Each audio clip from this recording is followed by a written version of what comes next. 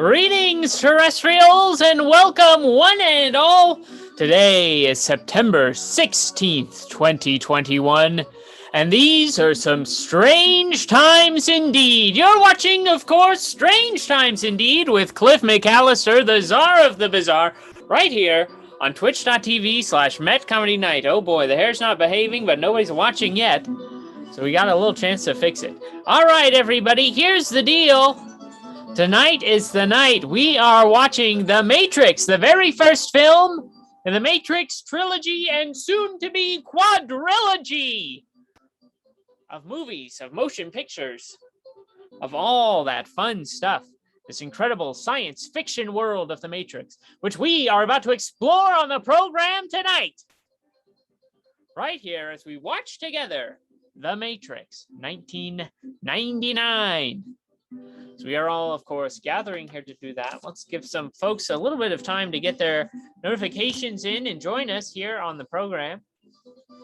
If you're tuning in, if you're watching The Matrix with us, go ahead and drop something in the chat. Let us know how we're doing. Steven, you're watching The Matrix with us, of course. Yes? All right, well, okay, folks.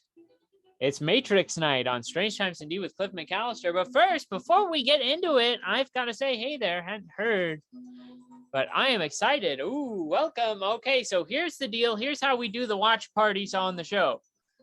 We'll explain this a few times, but here's we go for the first person who's here. Here's what we're gonna do. We've got The Matrix all queued up on HBO Max on this. You might have it on HBO Max on your thing, or maybe you own it on DVD or on whatever other service that you use. You can listen to it or you can watch the film that way. And what's going to happen is I'm going to put on headphones. I'm going to count down from 5 and we'll all hit play at the same time. You can type along in the chat and I will provide thrilling commentary as we go through the movie. And of course, Steven will be applying the time code right here, so you'll know just how long we've been watching the film. You make sure you're in the right spot. Isn't that great? Steven, how are you? Are you excited to watch the 1999 film, The Matrix? I'm extremely excited. You know, I consider The Matrix, no extra title. The Matrix, that movie is the movie,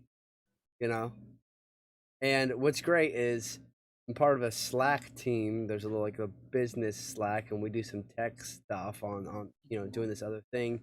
And one of the emotes that you can reply is all the numbers sliding down. Ooh, an iconic image. Recently, an iconic science fiction image. This week, I started replying with that little emote, which pretty much means like, if I know what these numbers mean, man, I know a lot of stuff and I'm on top of it. Or science fact. I said science fiction, but here we go in the chat. Mr. C. Dolson says, or science fact. What do you think, Steven? Do you think we're living in the Matrix? Are we living in a simulated world? That's a great question. Or science fact. Are we living in the Matrix? It's such a good question that this film will keep you asking. Many scholars have pondered this question ever since the release of this film. They've said, could we be living in a simulation? Now that it's been thought up, maybe it's a real thing. And so there it is, folks. If you're just joining us, it's Matrix night on Strange Times Indeed. We're going to be having a watch party of the first Matrix film, 1999, the timeless science fiction or science fact classic. We'll be watching it together. We'll be counting down. It's streaming on HBO Max, but you probably own it on DVD. And a classic film. I think my parents own it on VHS. My mother probably owns it on VHS. Oh, well, congratulations to your parents, Steven. They have a that fine much of a classic VHS collection. But they do. Now, before we get into the film, let's go over some quick plugs. If you're watching Strange times indeed here on twitch.tv/MetComedyNight. Then you must love a little bit of comedy in your life. And if you love that, you're going to love this. Met Comedy Night, the place right here where you can find Strange Times Indeed with Cliff McCallister, is going to be streaming the Met Comedy Night live show programming on Friday nights at 8:30. The live show happening live at the Maryland Ensemble Theater in front of a live and in-person audience will also be provided here, right here, on twitch.tv/MetComedyNight, free for you. That's right, it's free, which makes it extra accessible. Not only can anyone watch it because there's no price point other than whatever you have to pay for the internet, but also, get this, if you're afraid to go out because there's a pandemic, you can watch it right here. Steven, yes, you got that bronze medal for it. So tune in right here tomorrow night at 8:30. You can catch the Comedy Pigs performing live from the Maryland Ensemble Theater, or go to the Maryland Ensemble Theater, drop $15, and see it in person. What a treat that would be. And by the way, folks, this just past weekend, I went to the Bizaare down in Flatwoods, West Virginia, celebrating the 69th anniversary of the sighting of the Flatwoods Monster. Got myself a t-shirt there. I went down there, helped out with the American Snallygaster Museum. Was a great time, an absolute thrill. We had a wonderful time down there in Flatwoods with the group of us. And I even picked up, get this, in the town of Flatwoods, where Braxy was sighted, the year of this sighting, they started making these. They started making these ceramic lanterns. Bing! And there you go. They only make a couple every year, so it's a limited amount. But they do make them as a fundraiser for the town. And so, I mean, how could you not? I knew if I did not go home with one of these, I was going to regret that. Very cool. A fun piece of cryptid paraphernalia. So a big shout out to the town of Flatwoods, Braxton, and Braxy and the Flatwoods Monster. And of course, my friends from the Manic Pixie Dream Ghouls podcast and the American Snallygaster Museum, and everybody I met down there. An incredible fun time. I had a blast. Let's do it again. I think we're going to try to go to Cryptid Con in November down in Kentucky, or to see if we can't make that work. I think that would be a very fun time. All right, let's see. All right, it's 9:10, so I'm assuming everybody who's with us is joining us for the Matrix. So everybody, let's take a moment, get in the zone. Take you back to the year 1998. You had no idea that we could be living in a simulation. You were just enjoying the 90s peacefully and quietly. Give yourself a little head massage before the film.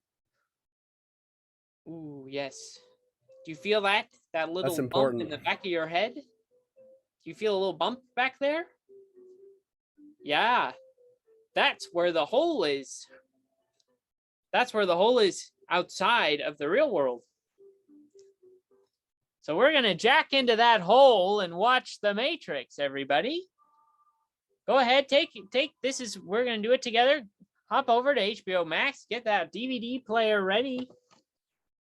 It's time. Oh, this might work. You might be able to just watch the Or reflection. If you happen to own The Matrix on VHS, please boot that up. Maybe blow the dust out of the machine first.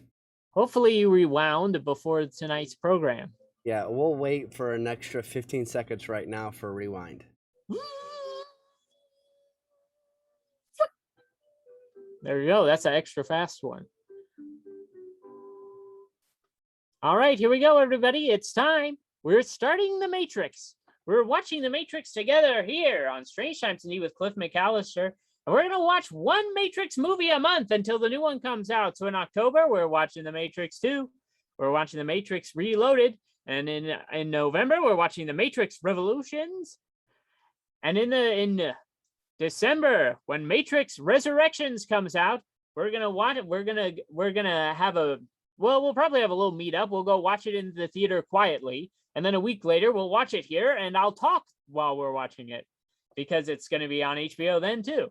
So there we go. It'll be a thrill, a blast. 4 months and 4 Matrixes right here on Strange Times Indeed with Cliff McCallister. What other paranormal show is giving you this kind of I don't know, a week to take a break and just watch a movie? Hey, any other week from this one, call in, share your paranormal stories right here on Strange Times Indeed with Cliff McCallister. Typically, we'll open up the Zoom room for you to give us a listen and share your stories and tell us what you've experienced out there in the world. But tonight, we're kicking back. We're watching The Matrix. It's movie night, Strange Times Indeed with Cliff McCallister. Get ready, everybody. I hope you've got it queued up on your machines. I hope you're ready to go because we are going to be starting The Matrix, a classic science fiction film from the Wachowski sisters in the year 1999. All right. Are you ready to jack in, Mr. Anderson? Beginning the film in 5, 4, 3, 2, 1, go. All right. If you're synced up properly, what you're going to see is the Warner Brothers logo. It's the Warner Brothers logo that it's been for quite some time, except, which is to say, not the ugly new one, but it's green because we're in The Matrix.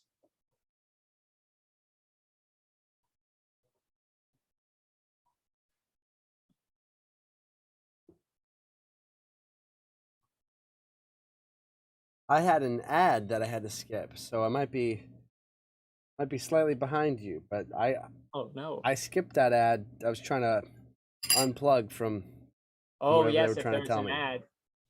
If there was an ad, folks, if there was too much of an ad, I'll let you know. We are currently 48 seconds into the film. So if you get past that, you can probably skip right past that Warner Brothers logo. I'm at 57 seconds, Steven.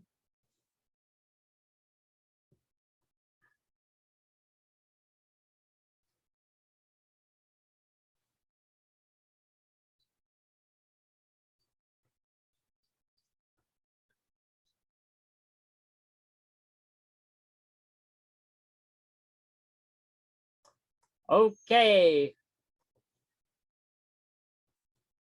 This is what the inside of a computer looks like.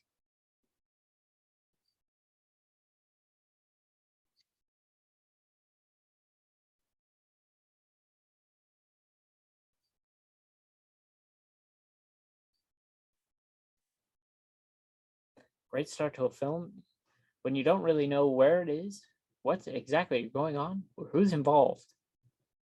That brief moment before we've met any of the characters.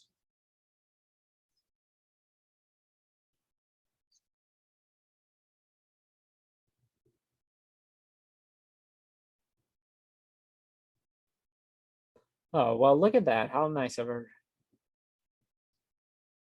She's complying with orders.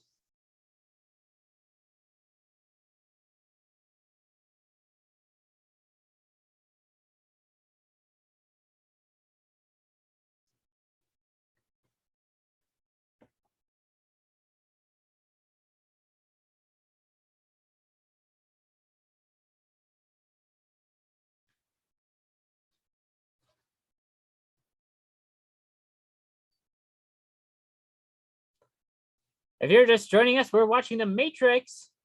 We are 2 minutes and 47 seconds into the film. I like this film so much. I haven't even said that much already. But good God, do I love Hugo Weaving as Agent Smith. I think just an iconic character. Look at this. Oh, here we go. All of a sudden, the switch has been flipped. Boom. Could you imagine being able to kick a chair with that kind of accuracy?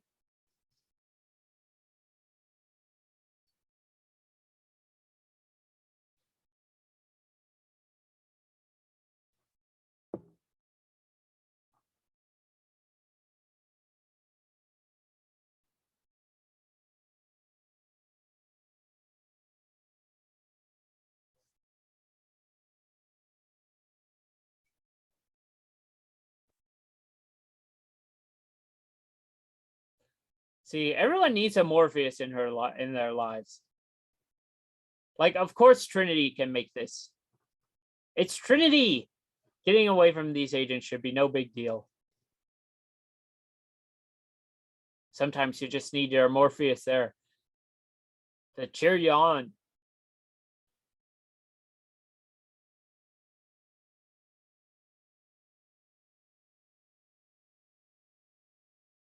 Now, what you might not know is that The Matrix is the story of the Bible.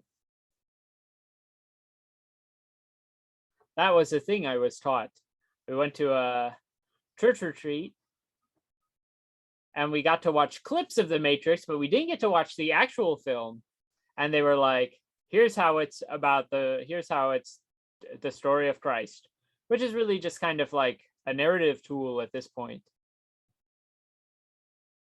You know, I don't think it necessarily validates any religion that there are similarities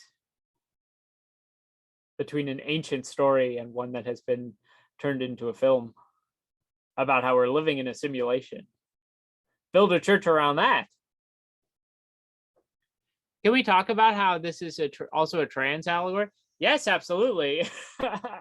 I really went really skipped over it, pulling from a weird memory from my middle school years, when in actuality, this is much more the relevant story and pull about the Matrix, as opposed to the Christ allegory.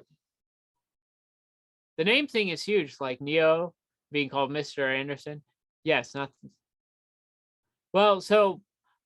You could easily get into both in the chat. Oh, later on gave me chills when I was watching it with what producer Kevin said last year. Oh, I wonder what it was. There is a thing. So one of the characters that we are going to meet, speaking of the trans allegory in the Matrix, there was a character in the first film whose name is Switch. And this character's thing was that in the Matrix, they were, I think, a woman, but in the real world, they were a man. And it's like, well, it doesn't get any more obvious than that. But then they made a change and they were like, nah, it's got to be the same. You can't do that kind of subtle storytelling here. We're the Warner Brothers. It's only 1999. We can't acknowledge that through the lens of science fiction yet.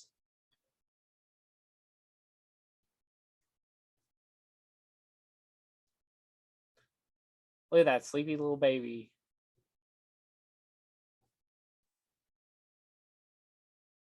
He's got this great program set up here on his computer that automatically scrolls through news stories, so he doesn't have to scroll when he reads.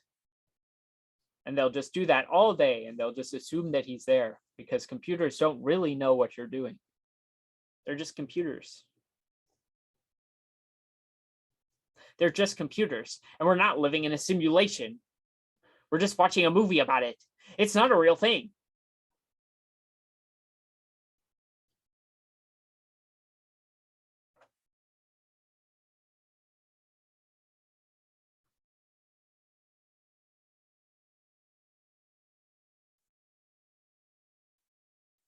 Oh, the White Rabbit. Steven, you were just there for dinner today, I think. You just won a bronze medal at the White Rabbit. I was at the White Rabbit. I went there. Mm-hmm. Compete. I'm on the podium. You're a winner. But did you get any clues in the Matrix? Did anybody tell you to go to the White Rabbit? I was looking at a phone, saw an ad on Instagram. You need to join the competition and you get to have the beer for free, a whole stein that you had to hold out like this. Wow. Well, congratulations to you. I think that you got to retheme that to be a Matrix bar. You should use your winnings. Use your winnings as a bronze medalist and buy it from them. Interestingly enough, some of the recent merch has like a White Rabbit on. Follow someone that works there to work. Who knows what happens after that? Steven, a White Rabbit on the shoulder? Like back shoulder. On the back shoulder? You mean like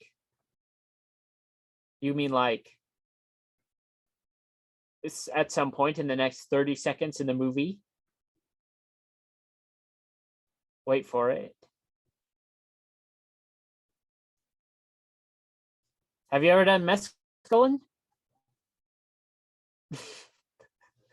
A bold question to ask on the air. Here we go. Get ready, Steven. It's coming, just like what you said. Wait. And then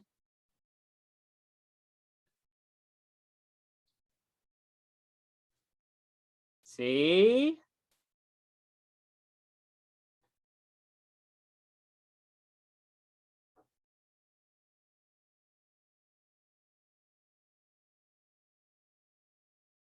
Oh, this is the Slam in the Back of My Dracula song.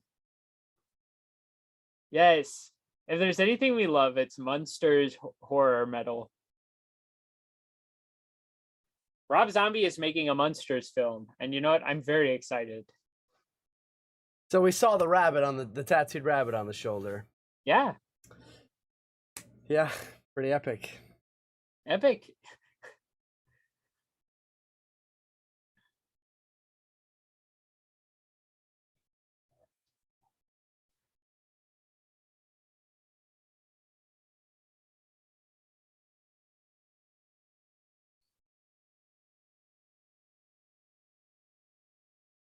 There's another trans allegory right there. That little line exchange right there. Rob Zombie's new Halloween looks rad. Is he doing the new Halloween? I thought that was David Gordon Green is doing the current run of Halloweens. He's the director who did Pineapple Express and other films. Ooh.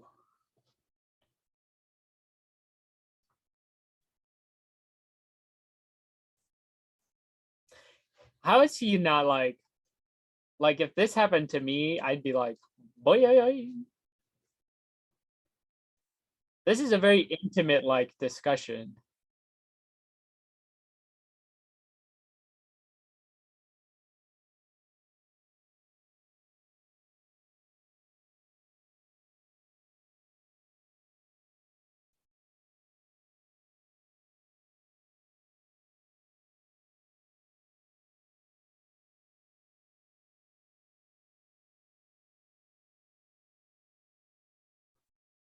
She is like touching the side of his head with her head.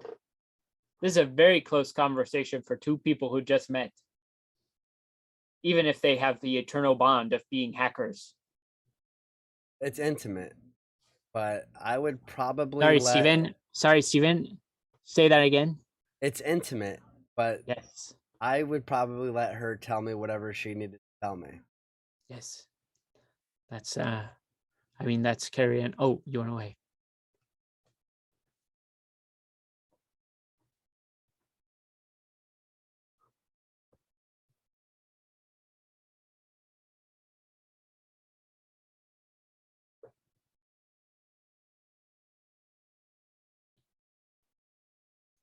He is like so pale.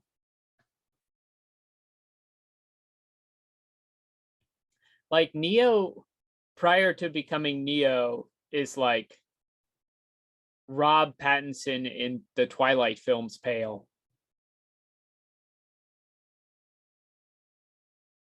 That's the color scheme. That's the color scheme that the cinematographer kind of uses in the Twilight films, is a little bit of that like matrixy, like it's a little more blue, but it's still kind of like, I think it's in the same world.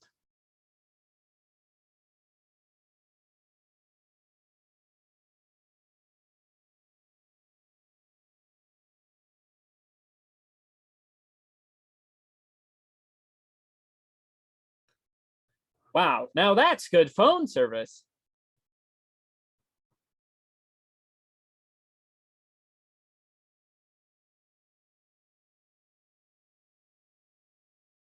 You know, this scene happened and every cell phone company wanted to turn it into a commercial. Yeah, definitely. Can you hear me, Neo? You're using AT&T.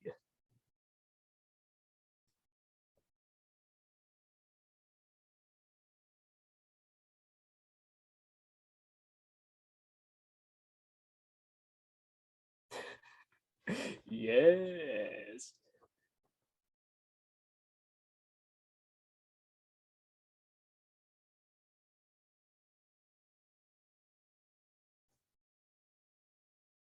Everyone needs someone calm and collected like Morpheus in their corner.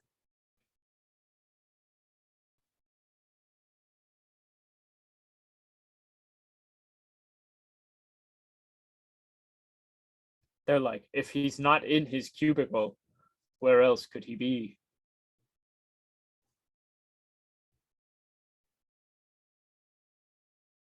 But he's got something that knows the outside of the algorithm. They don't think to look there because they would not algorithmically predict that he would behave this way. Because after all, the agents are just programs.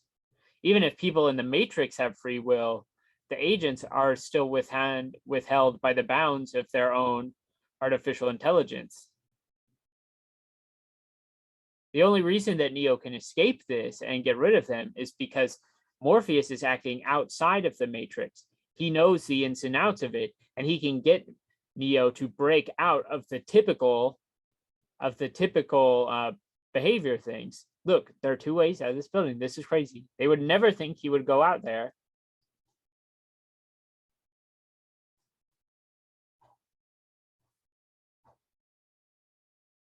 Maybe I'm misremembering how this scene ends. However, either way, it would be unpredictable for him to go over into the cubicle right behind him. So they do not think to look there. They don't have any reason to think that he would be looking for them.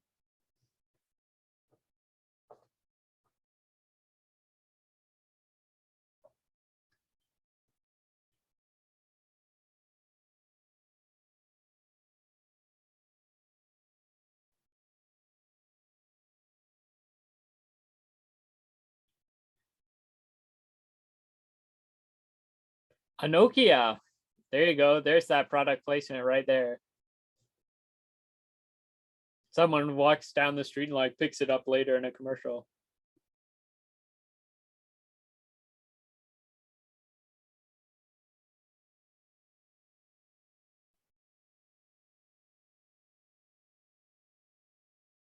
Oof. Hugo Weaving is so good.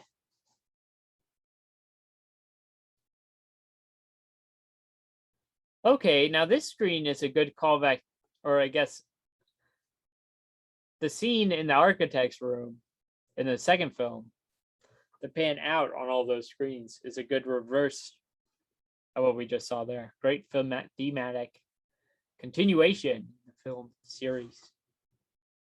I'm jumping ahead, of course.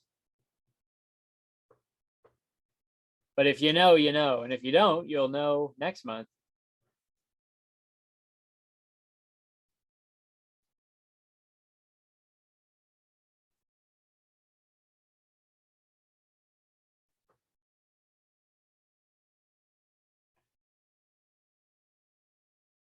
Maybe the tint on these sunglasses may have me misseeing just how pale he was in the movie. But I stand by it.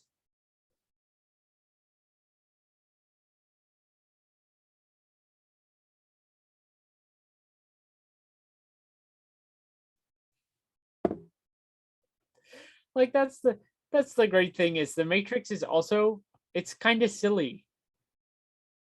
Like they let Agent Smith also just be a little silly as a villain. And you help your landlady take out her garbage.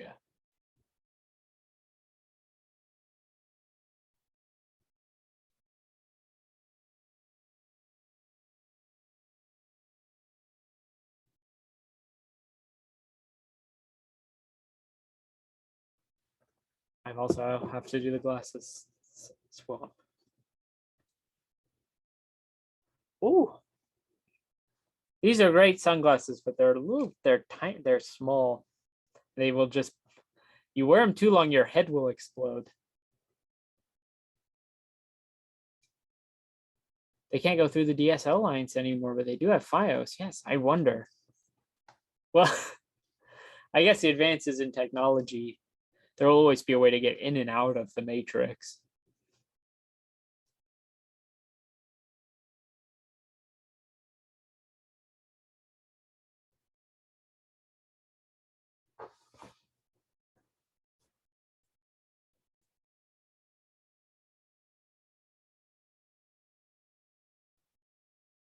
That sounds like a really good deal, but I ain't no snitch.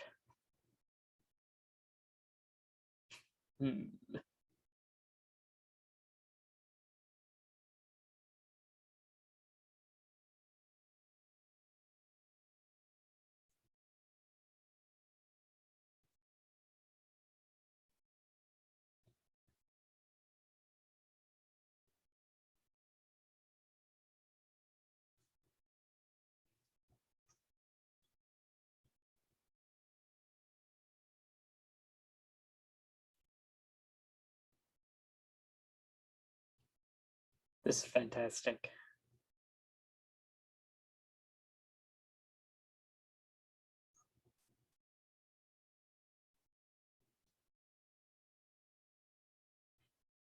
I think that's like mostly practicals, but then that one shot where he opens his mouth is CG, and it holds up. Like all of the computer animation in these films hold up pretty well.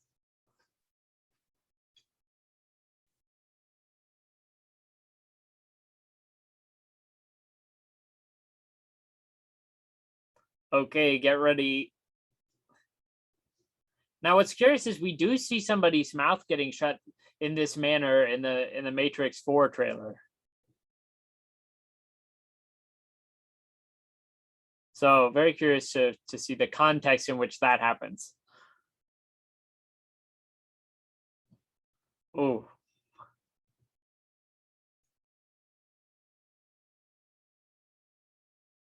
Keanu's got hairy nipples, and you know, if that works for him, great. But let me give you a little life secret, friends.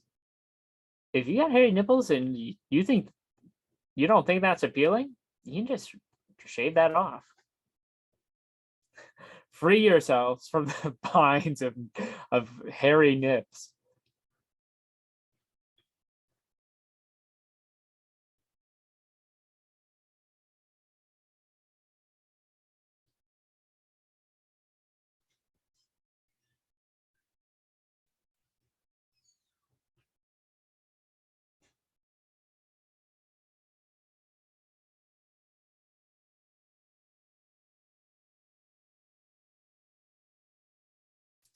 Okay.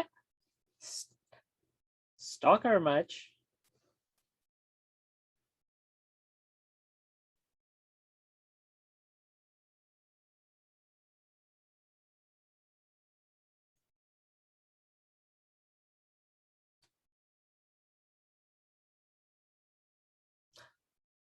It's that woman from the club who close talked to him. That switched.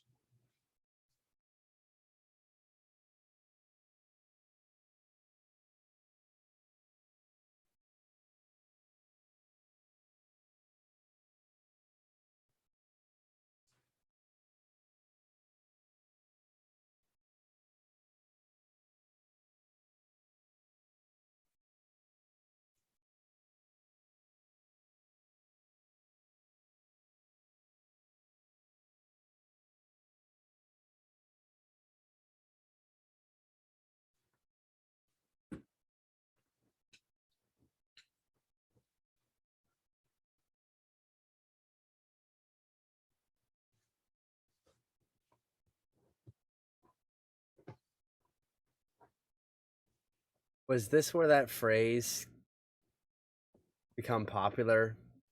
Our way or the highway? I don't think so. I think that phrase way predated the Matrix. Okay, because like that, watching this film as a very young person, I might have been like, wait a minute. This might have been the first time I heard it. This is the first time anyone said this is my way or the highway.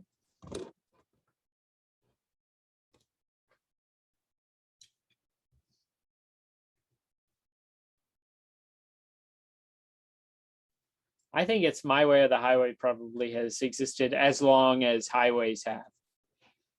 You know, you probably got one housewife who's a little upset with her husband, and it begins, he's always making the rules. It's I swear with him, it's either his way or the highway.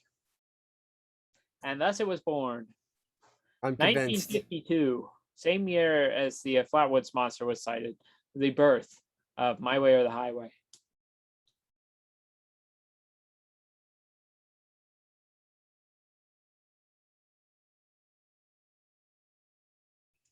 Lots of rain in the Matrix, very similar to the raining code.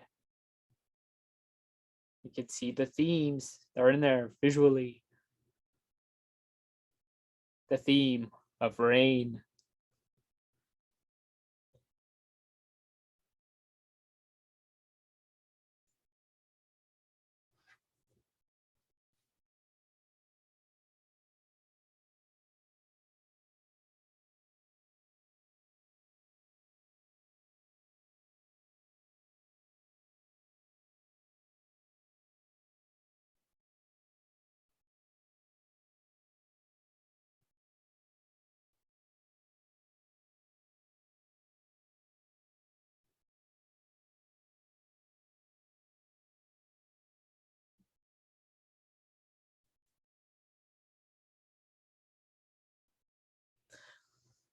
Morpheus, of course, played by the iconic Lawrence Fishburne, who played Cowboy Curtis at Pee-wee's Playhouse.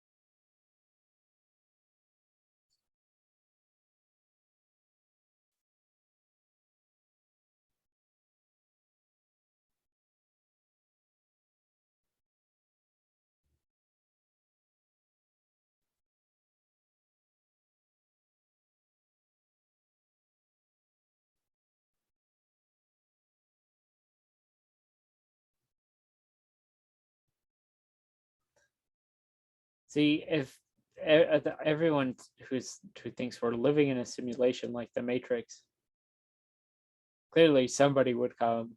Like, I don't know. There just seems to be a group that is like, oh, you believe? Well, you get to leave then. We have found you because you believe it so strongly. So where are those people? Either these people don't believe enough,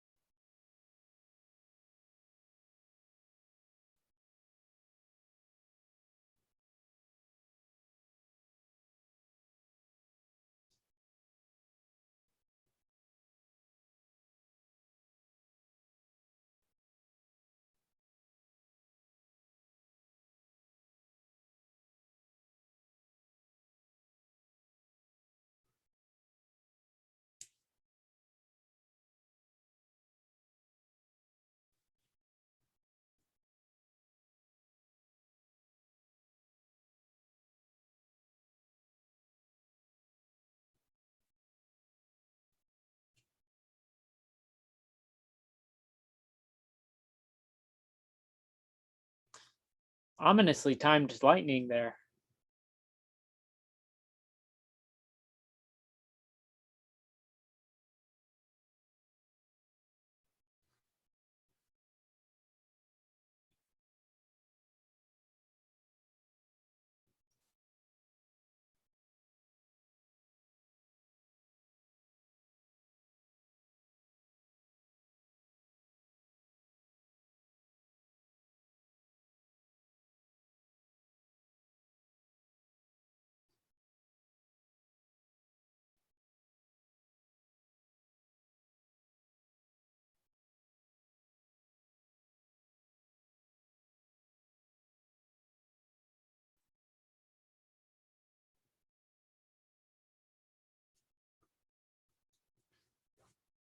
So what's happening here is basically, it's like when you drink that like MRI fluid, but what it's doing is disrupting the electrical signals that his body sends out into the machines. And it's going to send a kind of a little signal out that they can then track and trace and find him in the real world.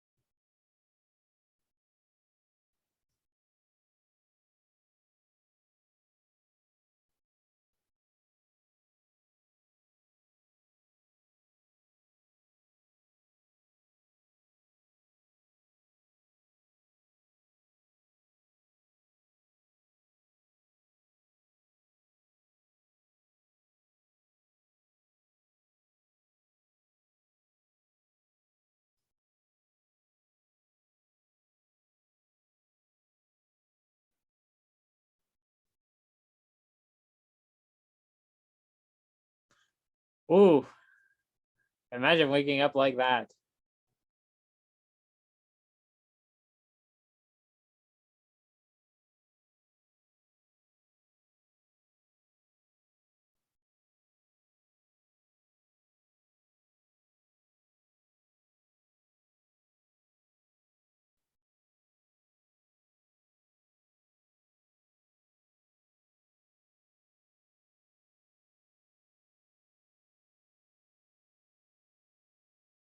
What is curious to me about the Matrix is that they come out of the goo with no hair. That would their hair not grow in the goo? What is the this is one thing about the Matrix that has not been explained to me, and either it's in any form in the movie, or also in any form, given what I know of biology and robots. And that's, I don't understand why their hair doesn't grow. Now maybe they've genetically modified humans that way, except that wouldn't be the case, because as you see when they're out of the Matrix, their hair does grow. Like they're not all bald once they get out of there.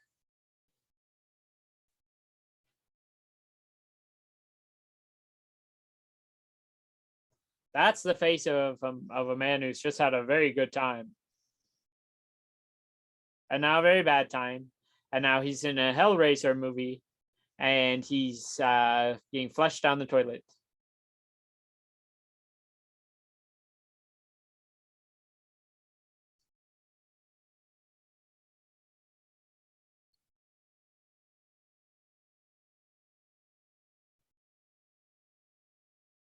Nair mixed in the goo, although realistically it could have some kind of an oil in the goo that clogs their pores and stunts their hair growth. Ah, that could make sense. It is a very thick goo.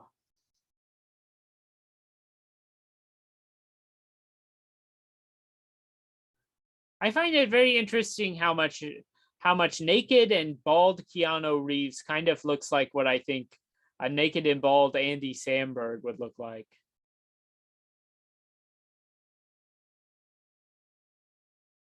See, Trinity has hair, obviously.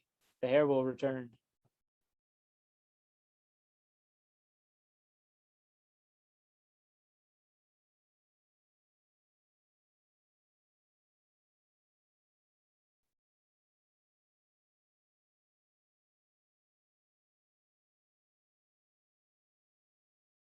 I have not. I've never seen them naked and bald in the same place.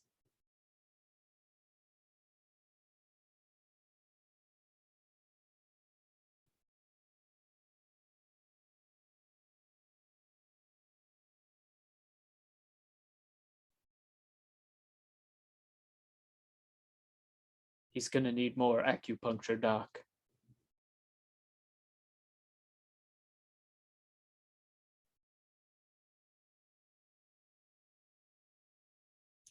It's sad every time he has to say that to somebody.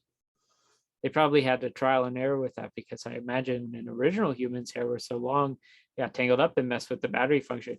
Yes, and of course, if their hair is growing and they've got a little jack in the back of their head, that's gonna get all tangled up in there. If you've got long hair just floating in goo, that must make it much harder to remove. And robots are all about efficiency. They want to set things up so they don't have to clean. And as we all know, or as we all will learn, there have been many iterations of the Matrix. I think this is on I believe the 5th or 6th go around. That might be a second film plot point. That it's all in the same world.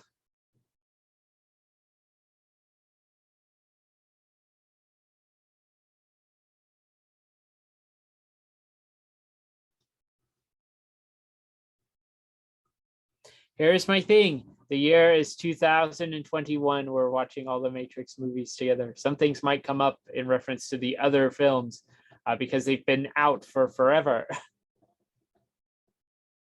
No, it's in the first grade. I feel like that might be an architect thing that pops up, but maybe Morpheus mentions it.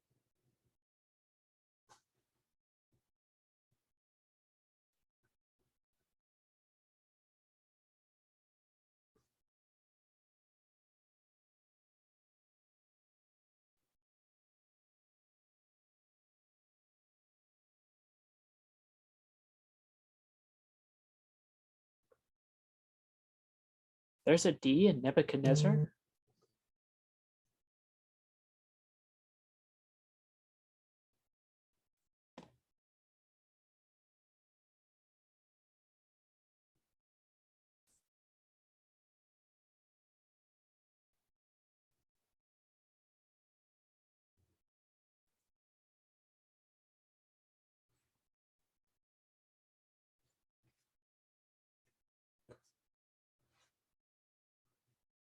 Switch.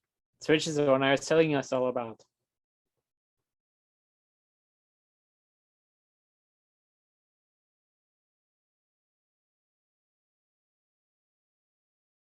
The little one behind you is Mouse. We named him Mouse because he's little.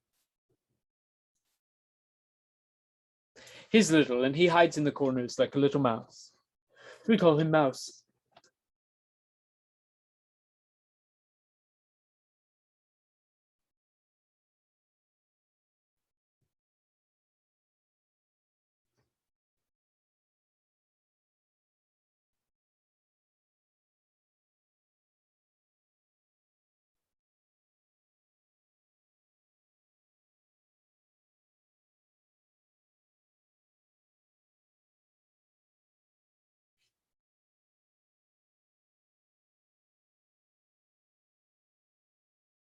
I bet it's like when it's in there, it's like static until you load in the software. That's probably what it feels like. And then you hit the thing and you just load that big empty space and it clears it up.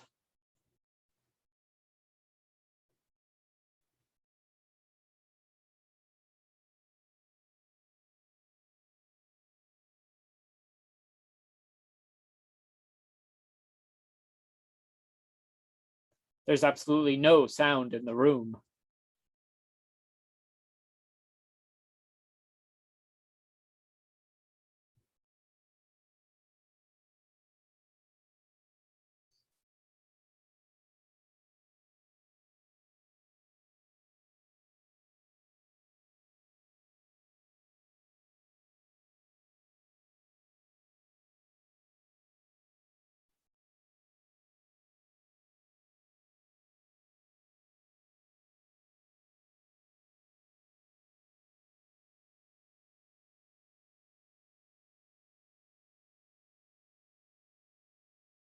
We love a big white space.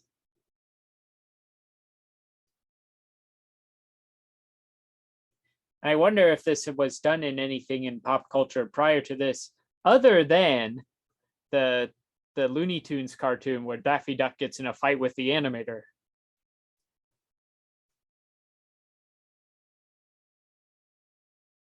And this does not count ads for like computers.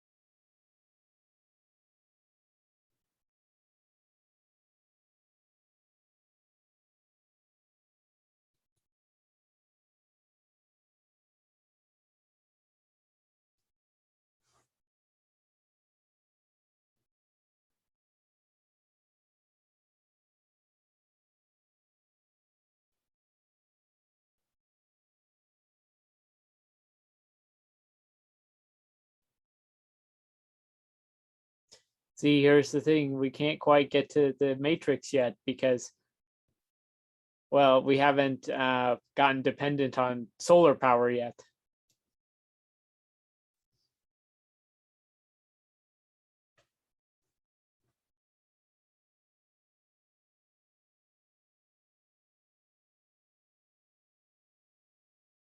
I never noticed the lion head on the arms. I mean, maybe I have, but it didn't stick out to me on this watch.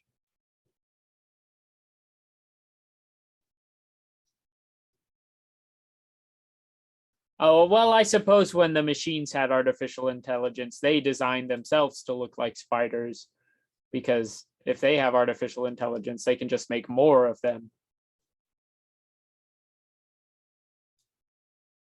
I was like, why would we ever make big spider robots like this? Well, they wouldn't. The robots would.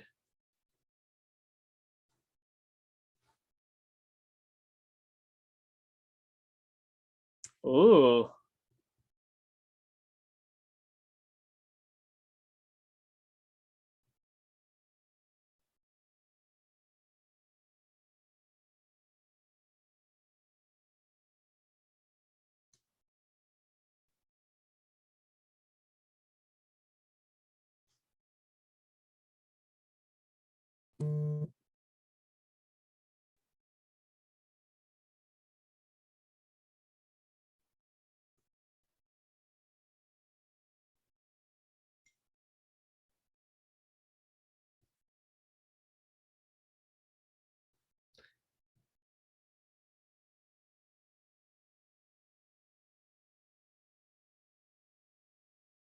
All right, question in the chat. Do you think Morpheus's original character design included glasses that didn't have sides, or do you think that the costume designer made the choice because Lawrence Fishburne has a very wide head?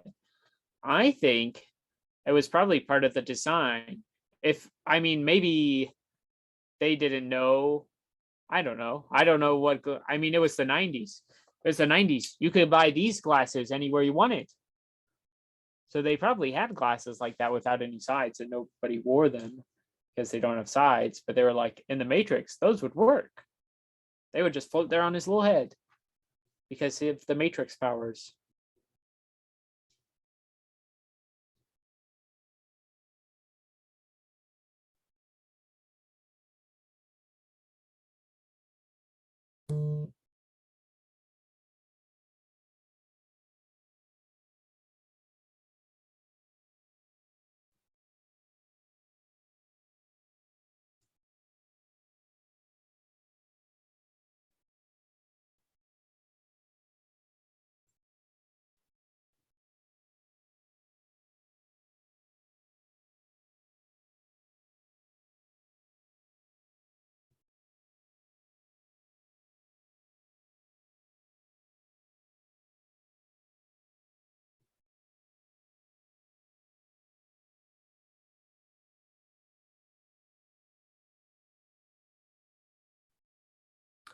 Oh, okay. So there was a person in the Matrix who they picked. Everyone gets a little worn down sweater when you get out of the Matrix.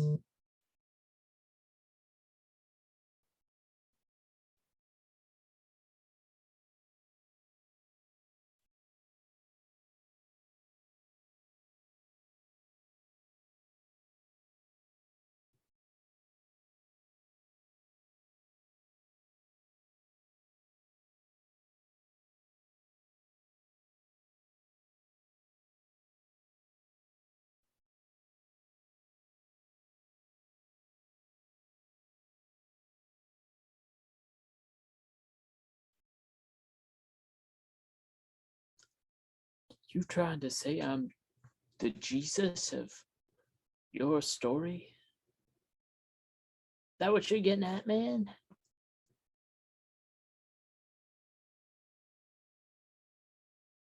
I wonder what they would have done if he chose the, like if Jesus chose. I don't want to know what this is. So if he chose the blue pill, I think by definition of the rules, they would have been like, well, he's not the one. We got it wrong, you know? Huh. That's a fair point. I'll take it. Yeah. If you can't, I think if you can't take the buy that something is off, then you're not ready to take that step. And if you're not ready to take that step, then you can't be the savior.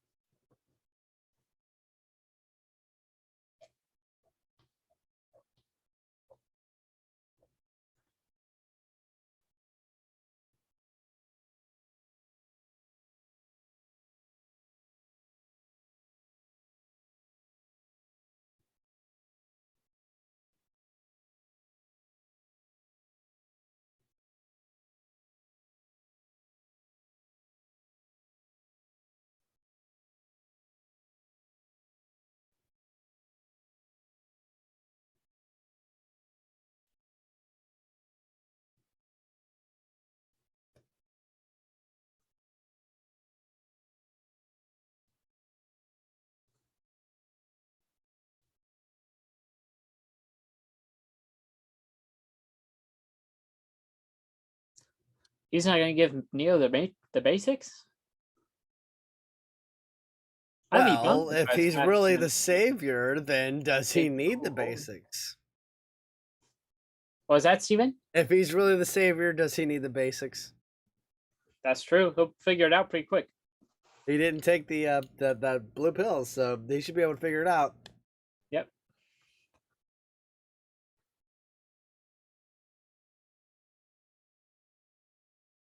This next scene is rad, but I need more water. You ready? What?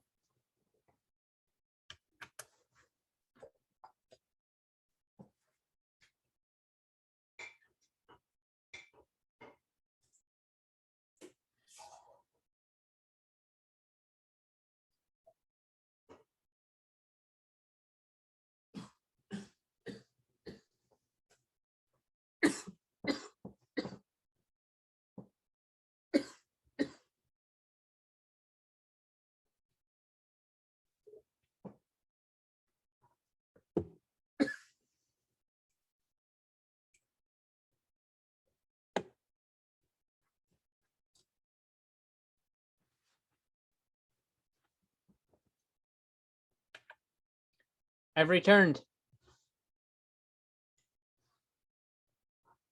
All right, here we go. Kung Fu scene.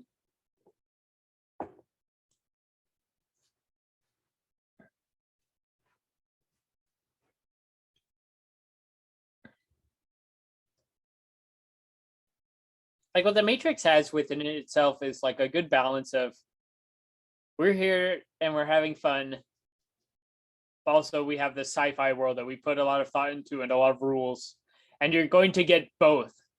You're going to have the fun action fights, and you're going to have to sit and listen to the explanation of how this all works. And I love that.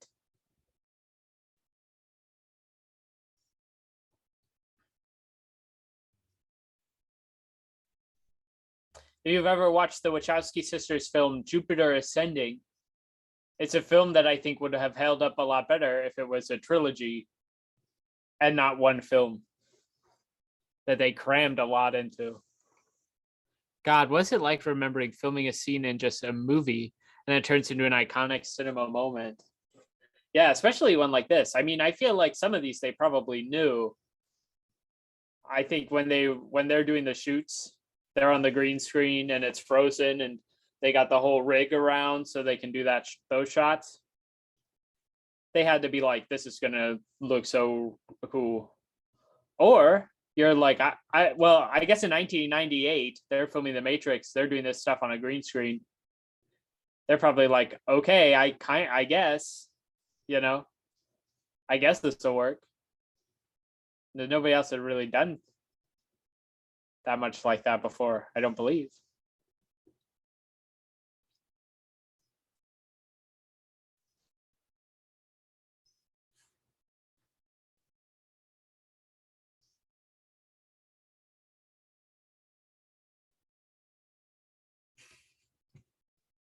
That's so cool. Yeah, but like you can't grasp the magnitude of the cultural impact a project like this is going to have. Oh yeah, absolutely.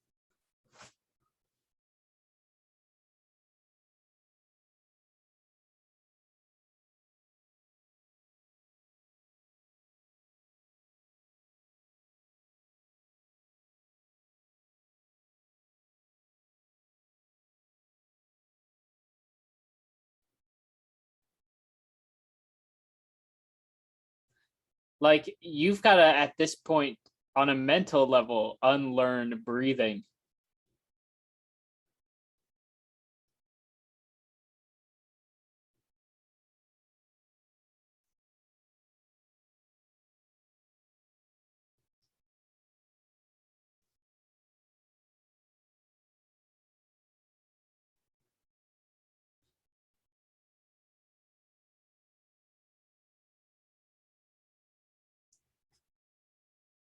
What a line. Don't think you are. No, you are. There you go. Put that one down on the gender chart.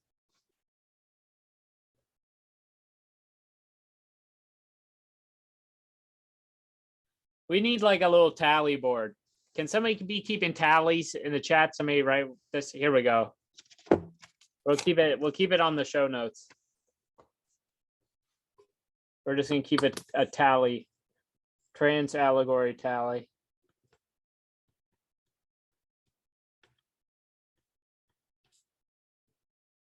Which other ones have we got so far? We've got that line. We've got Switch as a character or a concept, even though it was not executed that way in the final film. I know there was another one earlier. We'll just put a tally for whatever it was.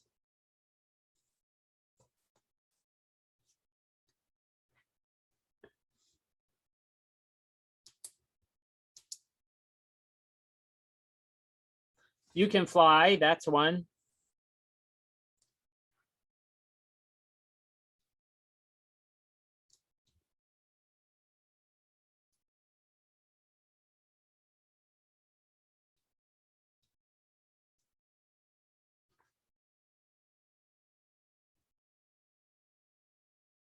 No one's mind is that free.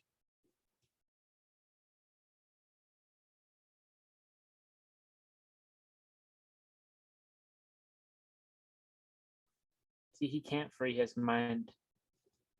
Trans people can fly.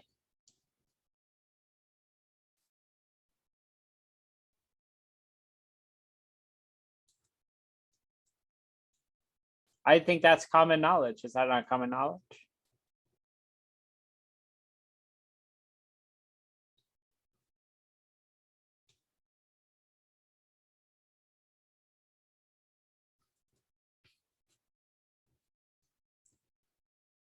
Even Trinity. Even the one.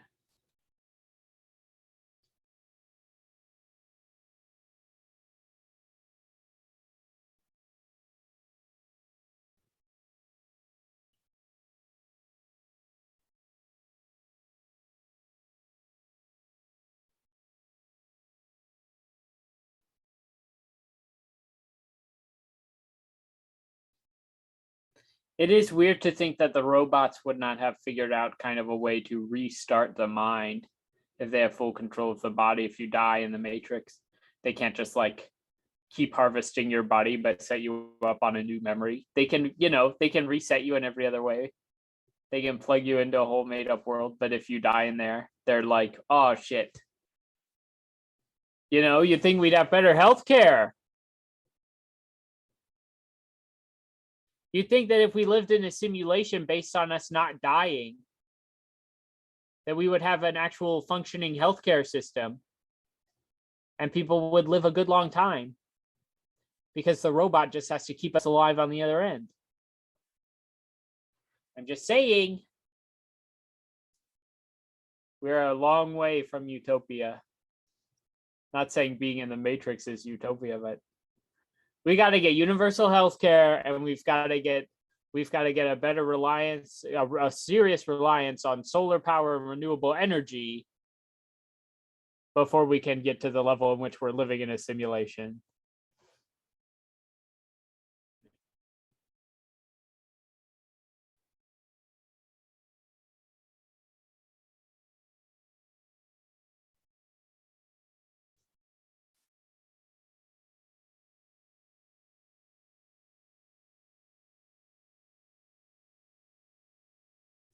Ooh la la.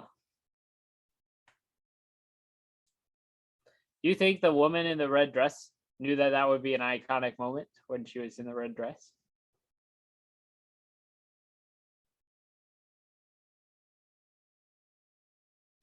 No, it's our little matrix. We call it tiny matrix.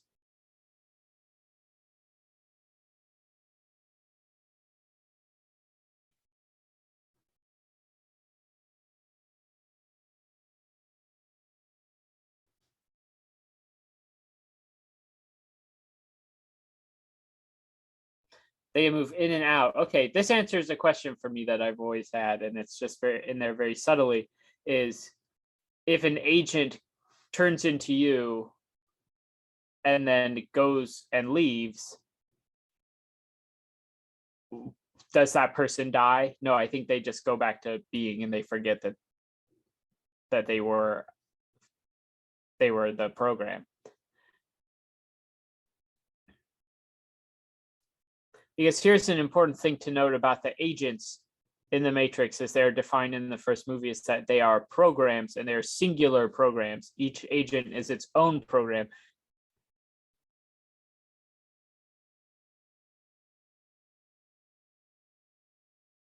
He's explaining the rules, so I'm going to explain the other rules that are unsaid after this.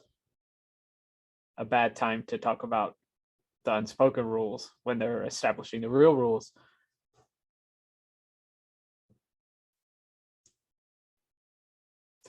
So the agents are singular programs. They move in and out of other people, which is how they can travel, but they're not multiples. They're not copy and paste. There's just one of each. There's one agent Smith, there's one agent Johnson, there's one agent Blake, there's one agent Trevor. And they can go from person to person, but there's only one of them. They cannot multiply in this film.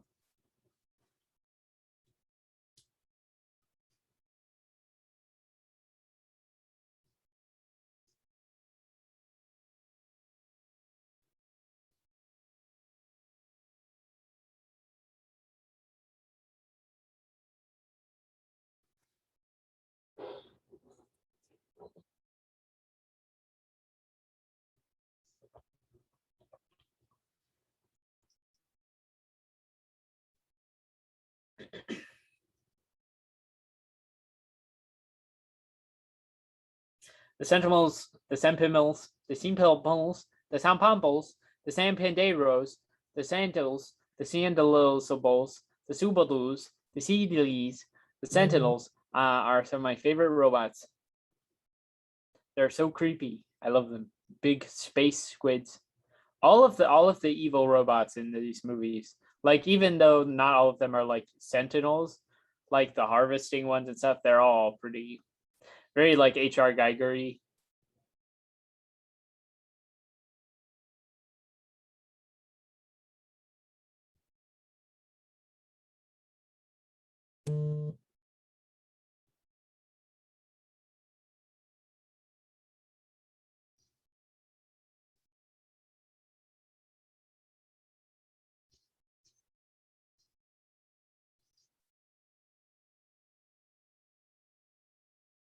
Here's my thing: is if they're sitting there like sitting completely still, I feel like the technology that we have in drones now, we would not have those in a Sentinel. I think a drone probably would pick them up. Unless they're just sitting in a powered down ship, not breathing, so they might be protected by the ship. So if the ship's not giving off any signals, then it's just like, well, let's hope everything is off and the robot cannot detect us. Yeah, but couldn't they have infrared? Like, if they had infrared, they would be able to see heat signatures, like your actual body temperatures. I wonder, but I think also these ships that they are in are like pretty thick. And I'm not sure if they have windows. Or because I also know that isn't there something weird like glass kind of prevents the heat signature from getting through? I'll buy it. Maybe. Although maybe because it's gotta go through a lens first, so maybe not. I don't know. I don't know how infrared works. I'm not a scientist. I host a Twitch show Thursdays at 9 o'clock right here on twitch.tv/McCounty Night. It's called Strange Times in Need with Cliff McCallister. Every week we take your calls to hear about the strange and unexplained, but this week we're watching The Matrix from 1999. Thinking to ourselves, why, oh, why didn't I take the blue pill? Well, I hope not. I hope you think I'm so glad I took the red pill and am watching The Matrix with Cliff McCallister.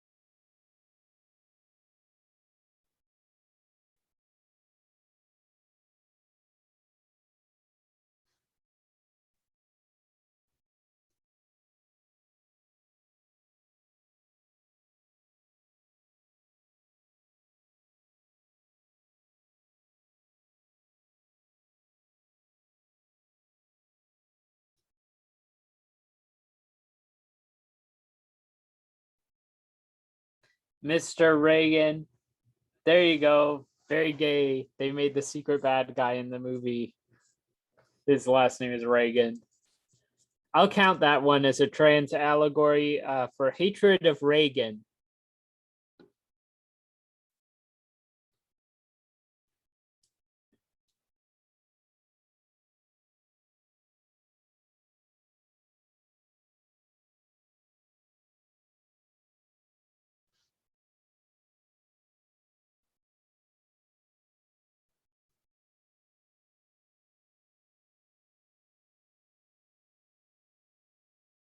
They really cranked up the sounds on the chewing on this scene.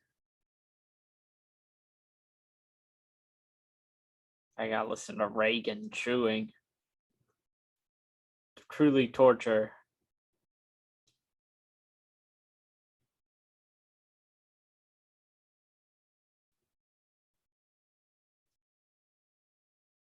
Here's something that I love about the Matrix. You look at the crew on this ship, and it's pretty diverse. And I kind of love this the supporting cast of this film and the main cast. I mean, Keanu Reeves is Asian. A fairly diverse cast that I think was done pretty effortlessly, probably intentionally.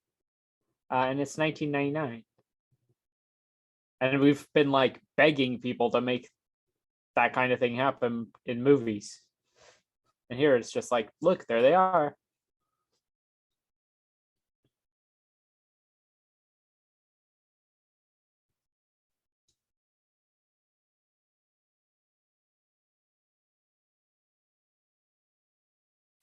See, like I wondered, I feel like Mouse was probably just like some little weirdo living in the real world. And they were like, okay, guess you can come. You figured it out.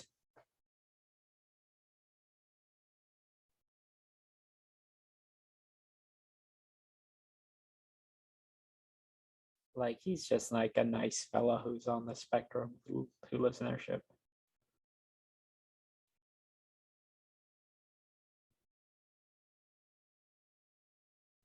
I don't know why that other guy has to be mean to him.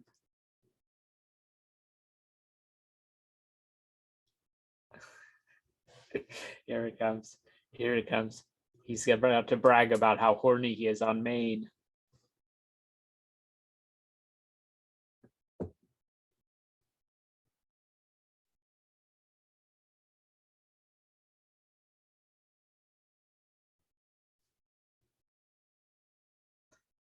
Our very own impulses, our need to have virtual reality sex in a computer. Mouse looks like Kristen Stewart. All right, well, I'll count that. Sure. There you go, 5.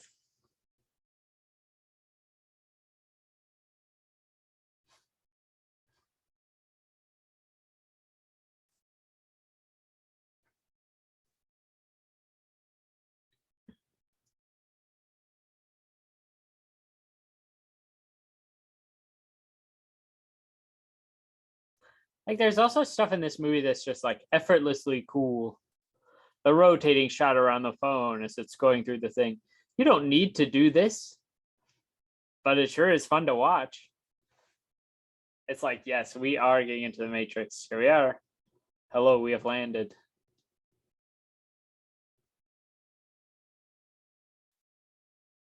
My dude in his leather pants.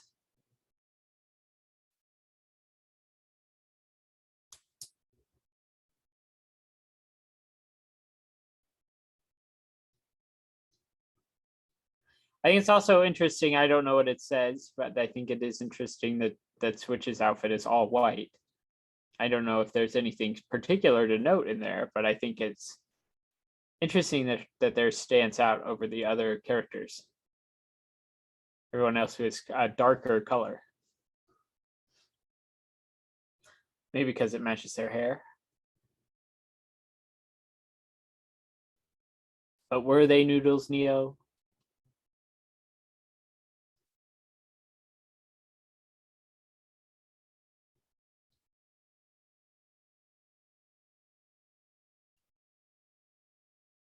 But they did.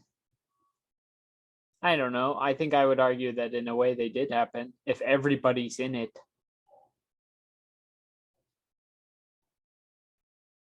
Like, you didn't do it physically, but if you do not know the difference, you're still having that experience. A positive spin on the Matrix. Like, it's nice to do it physically. It sure is. But genes still exist. And I think the thing is, he's still having these interpersonal relationships with human beings who are real human beings. Now, yes, there are some programs in the mix, but the connections that he is making in the Matrix are as authentic as the ones that he is making with the people on the outside. I think the two could coexist, honestly. You know, I feel like maybe if the machines gave you a choice,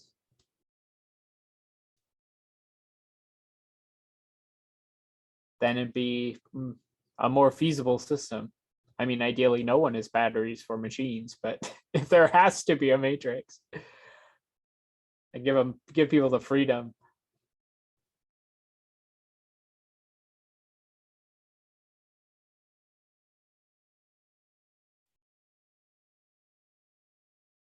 It's clearly there are benefits to being in the Matrix. You can jump over buildings.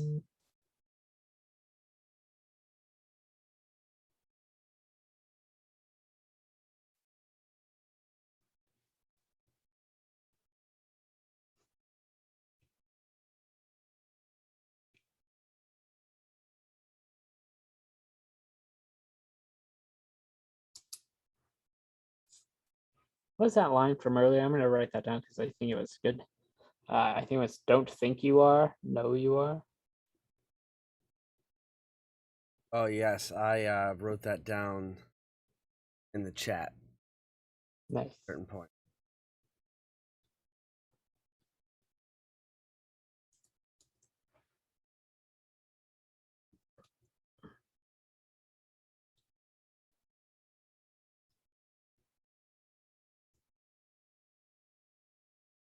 The footage on the TV of the giant bunnies running down the street.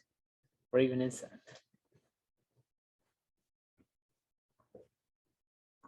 I wonder how machines mitigate touch starvation. I think if it's real in the computer, it's real in, I don't know. I bet you know, it's like if you have a wet dream. If you've ever had a wet dream, you probably know it. Certainly feels real in the dream. I think that's probably just, you know, they mitigate touch starvation by never letting you get touched in the first place.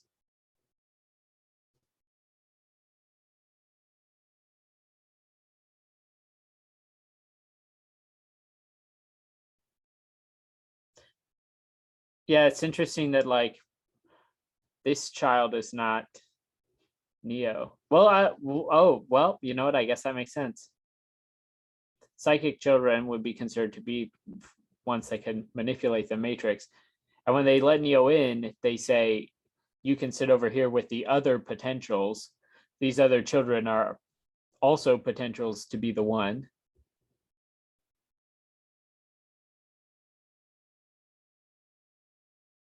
It's up to the, well, it's not really up to the Oracle to find them.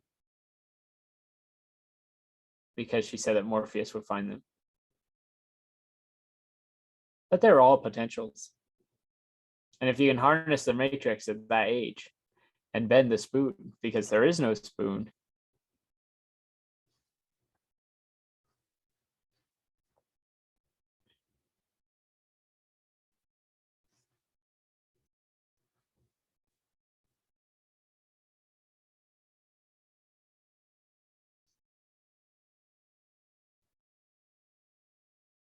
see, she mentions the vase because as an oracle, she can see into the future, or can at least get a pretty good prediction on it.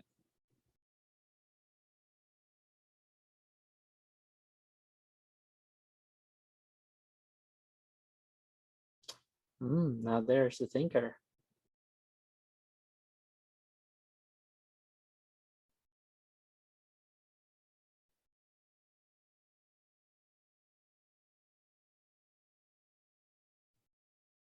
She is a delight, and if I do remember correctly, I believe passed away between the first and the second films. They make a reference to her looking different in the second one, or perhaps in the third one, somewhere in the mix, I believe.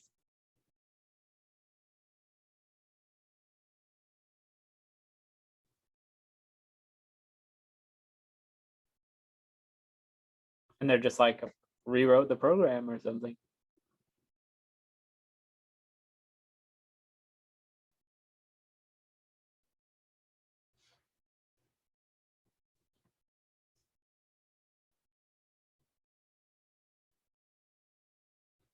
There you go. There's another one. I think there's a lot of these lines that are, oh, you just know it.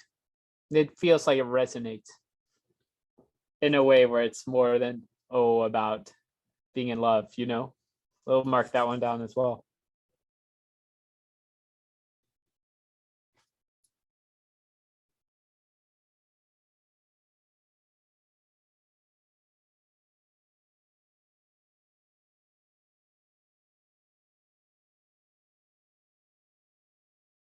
The Oracle is like the old queer in your neighborhood who's like, look at you, little one.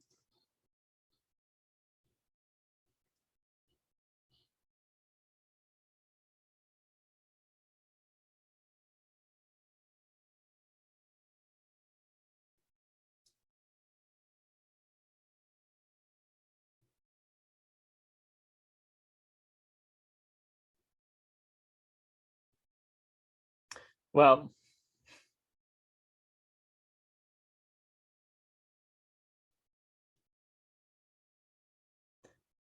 we'll make a note to reflect on that line after the fact.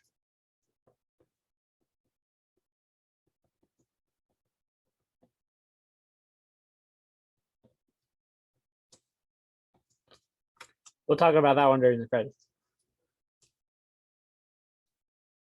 Gotta make sure the one has clean ears, yeah.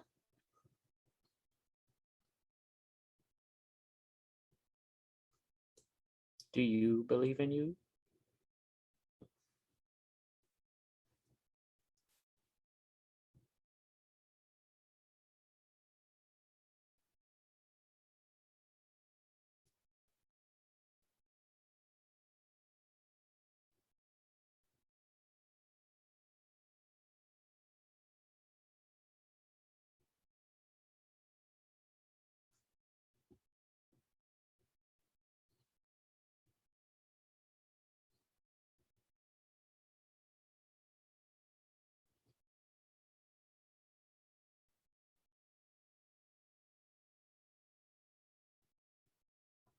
Mm.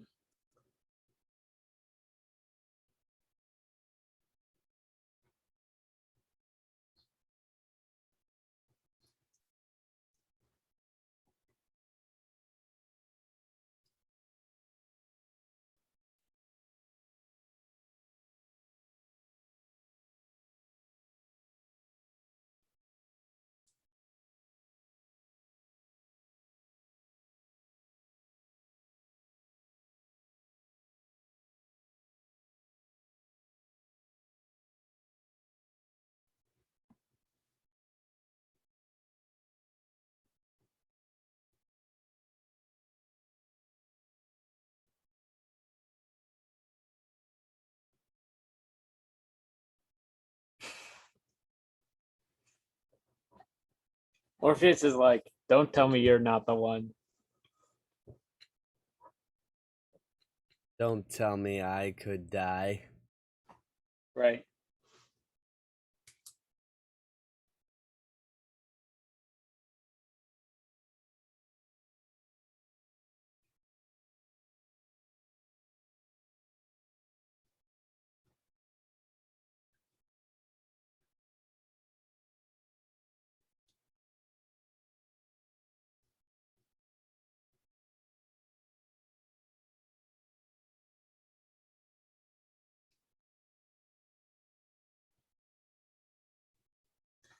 Dang, that guy's got a poker face when he's sleeping.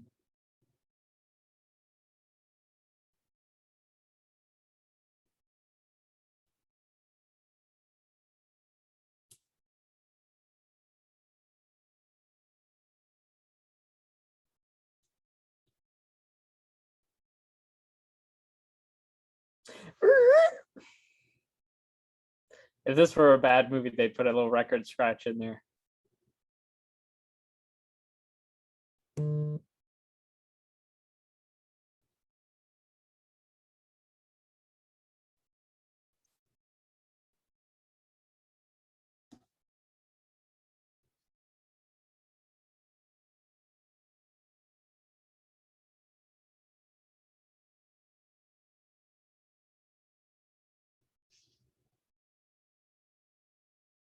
Oh no, they cut the phone lines.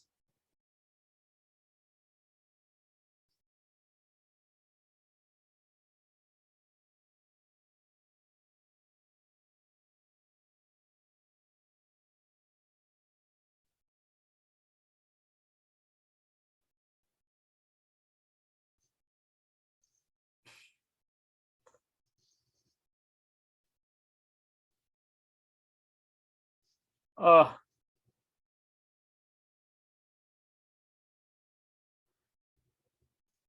they're like, that sucks, but we're gonna give him the craziest guns you can.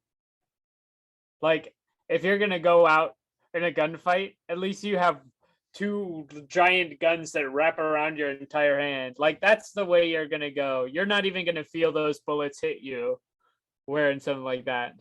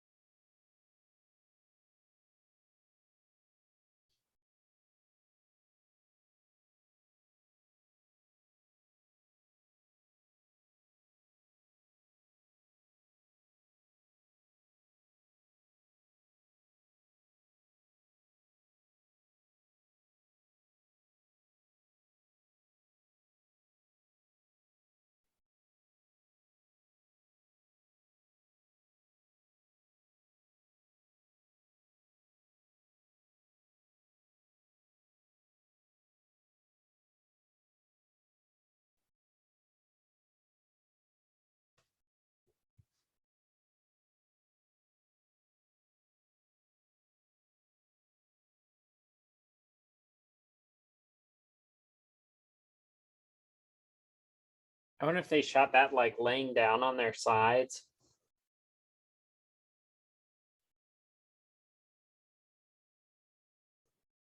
I can't imagine for safety purposes they would have just built that vertically.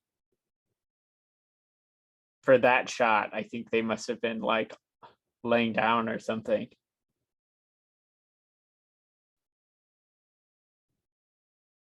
Because everyone's propped up against the wall like that.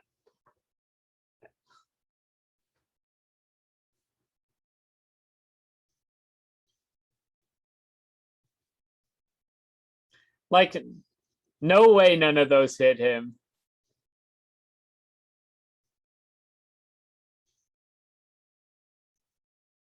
Busted.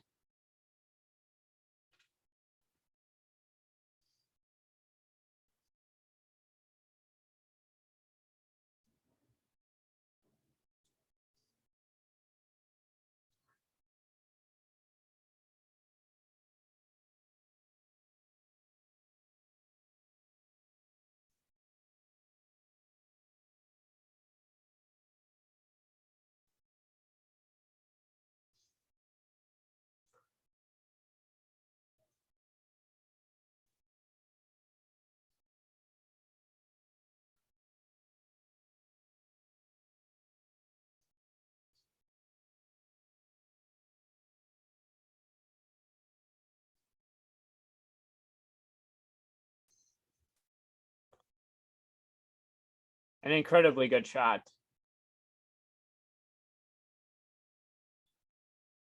My thing is, sometimes you see like villains in these movies shoot their guns, and you think, do they not know? Like, do they not know how to do it?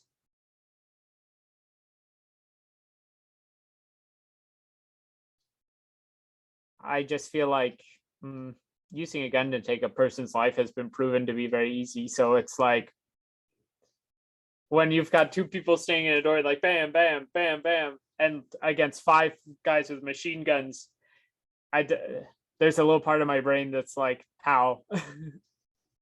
How are they that bad at it?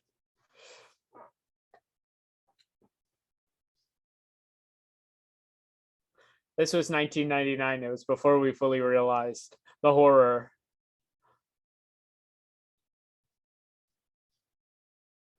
You know, I think if we lived in a world controlled by machines, we probably would have stricter gun rules.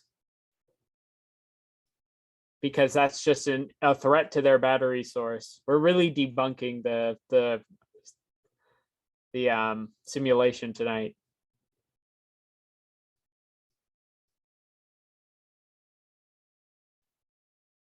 See how those cops all had had the things. They didn't have guns. Maybe there is stricter gun rules in the Matrix.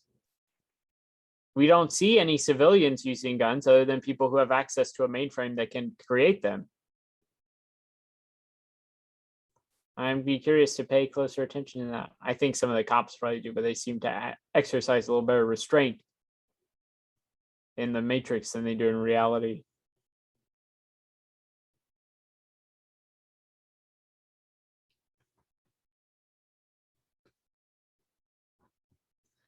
She's like, God, this guy will not get over his guilt about what is happening to Morpheus. He is the one. He's got to move past it. But it is his guilt that makes him the most human. Beep, beep, beep.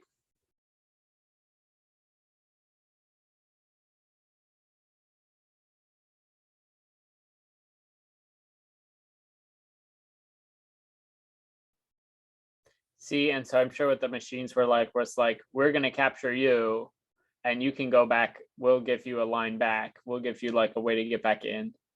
We'll get you to a hard line.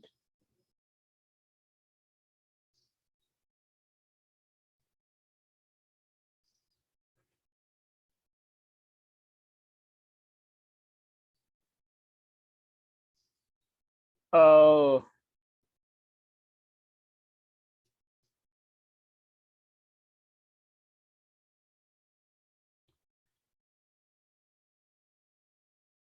Ooh, they got him bad.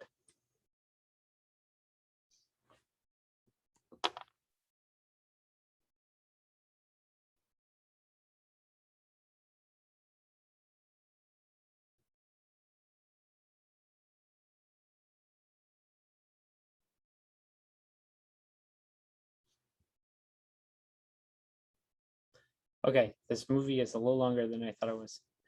It's 2 hours and 16 minutes, which is fine by me. We're going to watch through to the end. But Steven, if you've got a dip at some point, that's, set an alarm or something.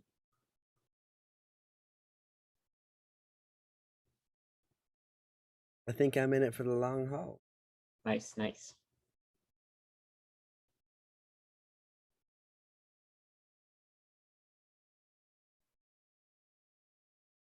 Where was I looking? Twitch. There it is.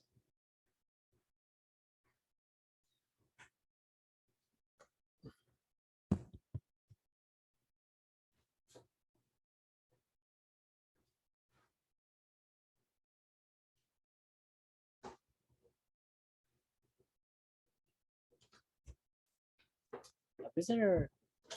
Thank you.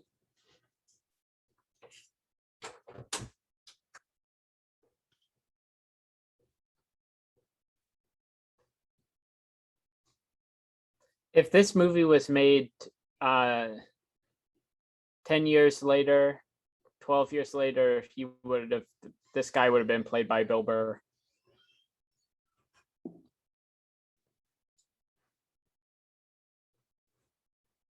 And this guy's a villain who is a Bill Burr type, and that is transphobic. So that's a point there.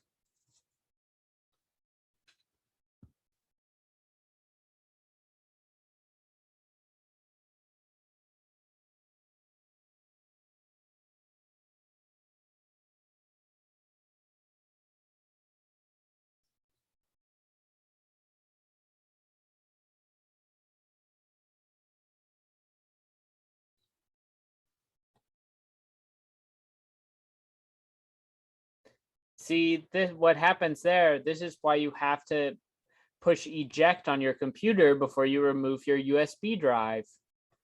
That's what happens to drive, is you unplug it without hitting the eject button. Not like this.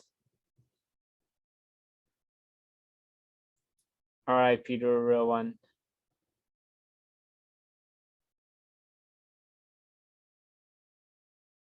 See, this guy's a little sociopath.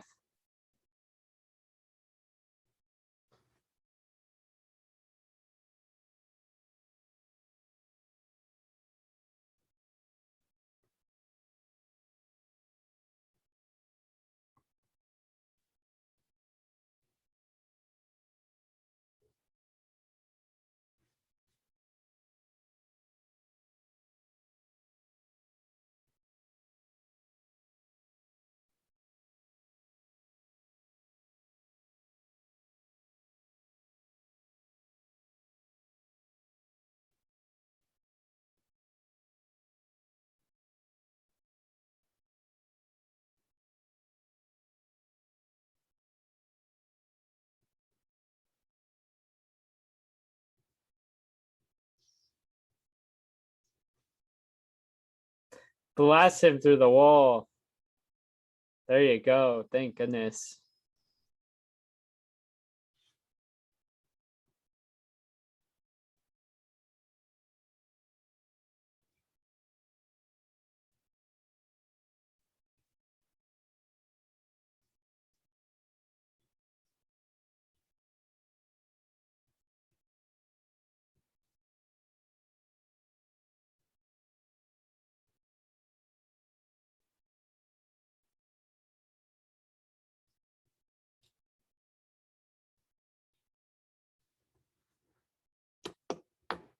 Here.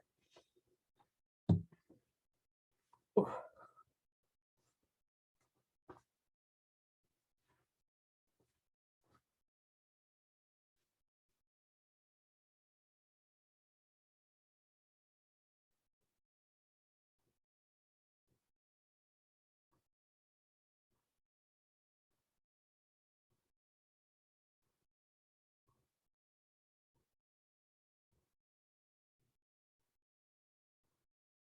Oh, yep, here it is. Here's where they say there are multiple ones.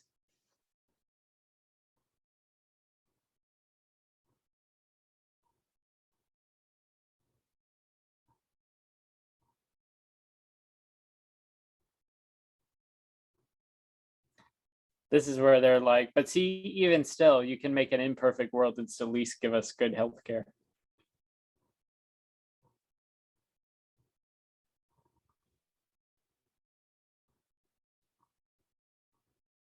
Kind of a Buddhist concept that we are all suffering all the time in some degree. I think the architect talks about it more, but this is where they're like, yeah, we did it a few times, and you know, they both do it to different degrees.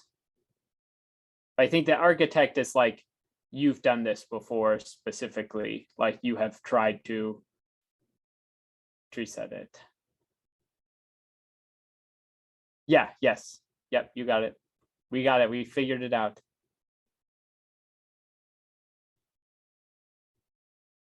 Our time. The future is our time.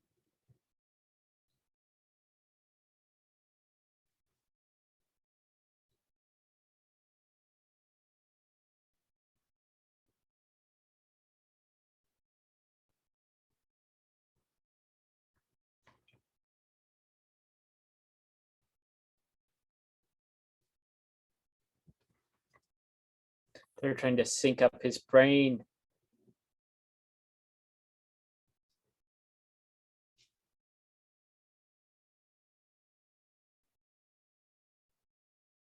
They're hacking his brain, and once they can hack it get on the same wavelength, they can access whatever info they need.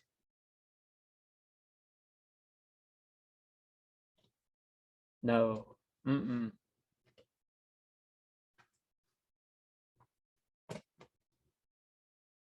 We do have a choice. We could kill me.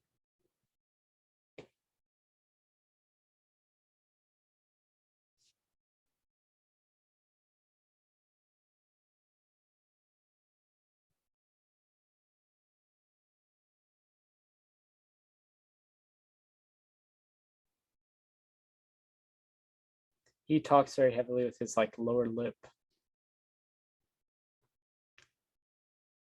I can't do it. Part of the brilliance of Hugo Weaving.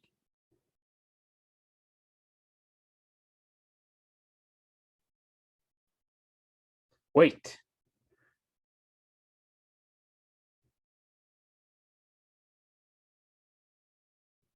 He's got to break out of that whisper voice for something like this.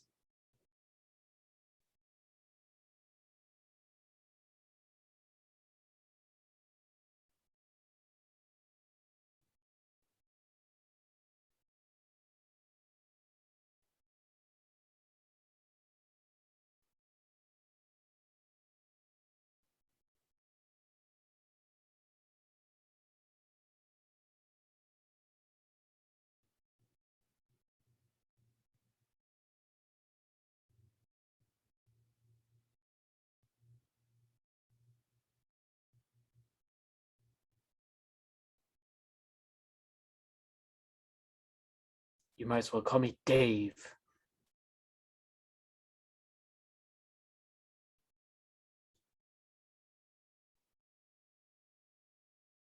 This is Loco. We should get our Manic Pixie Dream Ghouls friends to put that on a shirt. Neo, this is Loco.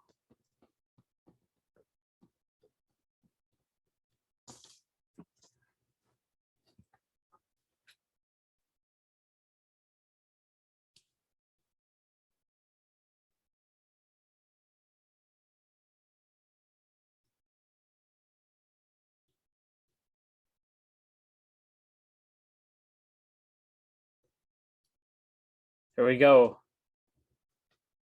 You don't speak at normal volume if you're going to kill your dad. That is, wait, he's going to kill his dad? Oh, you mean like, but if you're trying to stop somebody from killing your dad.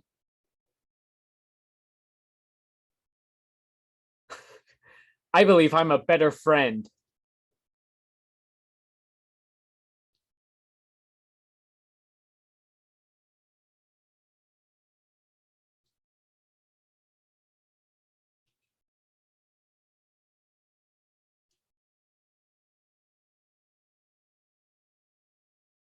Yeah, I think Tank said that Morpheus was a father, so there was an implication that maybe Morpheus was his dad Or somehow, he's and that's like a why. father to them, I think. Yeah.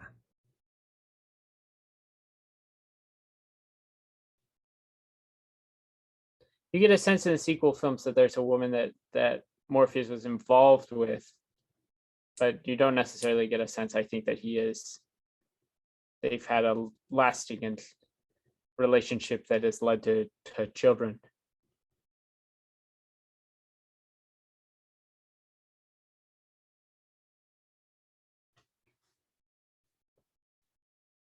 This is a eco-terrorism, or what is it? Eco-fascism belief set.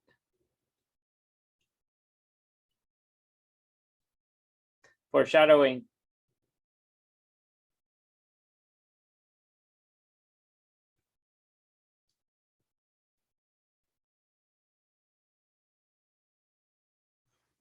This a fantastic bit there. At this point in which the Matrix is just one singular film, is having Agent Smith talk about the human race being the virus, when ultimately what he becomes is a virus, and that's where he begins to break out of the rules of the agents. But we'll get to that in the second movie because it's easier to talk about when it's happening. He gets a different set of rules as a virus.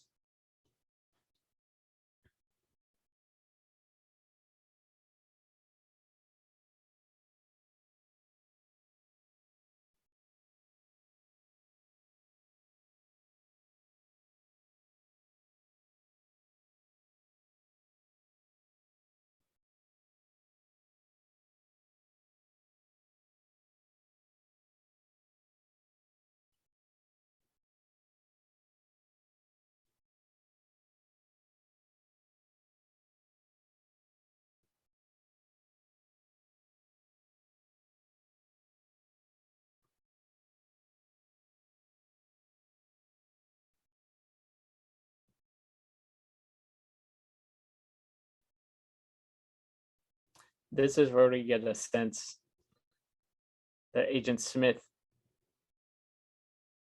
is a little different from the other mage agents.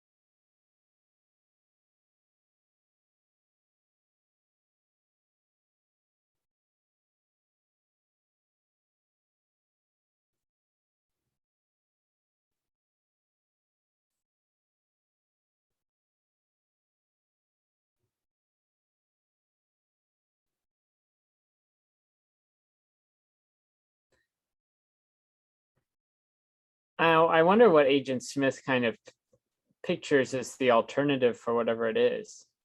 It's a program. I'm sure that the Agent Smith knows that it is a program.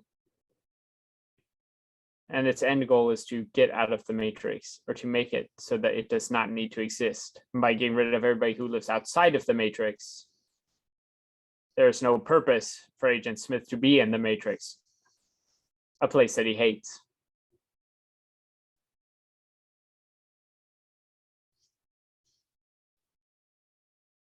Like, these guys have guns, but they're security guys in the building that the agents are in. That kind of makes sense to me. I'm just wondering what the gun control laws in the Matrix are. Because the Matrix just kind of has a set of places of being like the highway and the city. Those are the two worlds that we encounter in the Matrix films. And a few others, obviously. Of course, there's the whole world.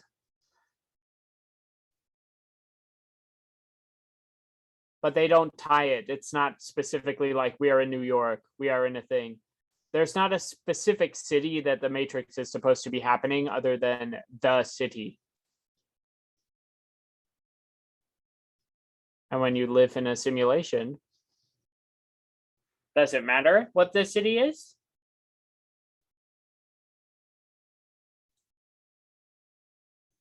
The Matrix happens in whatever city you call home. The city you relate to the most, that's the city on screen.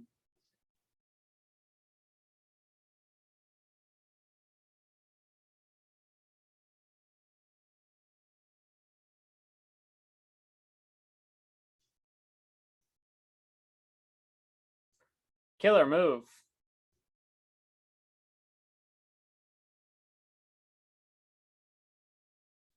Again, it's like really hard to shoot somebody, I guess.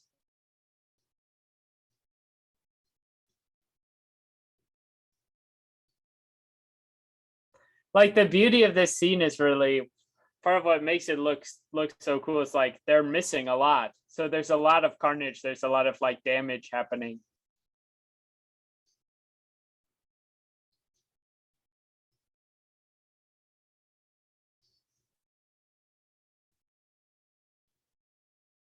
And they got to use this song, which would become an iconic song anytime somebody wanted to use slow motion in a movie from then on.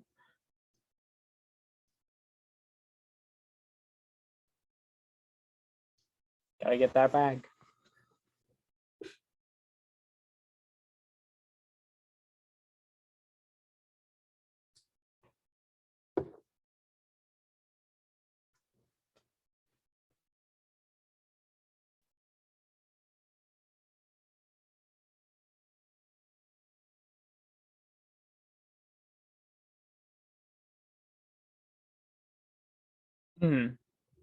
Yeah.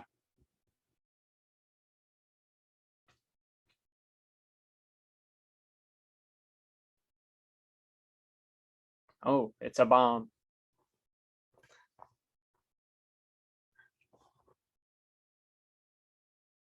A plot you can have in a movie based in a city when you make your movie in 1999.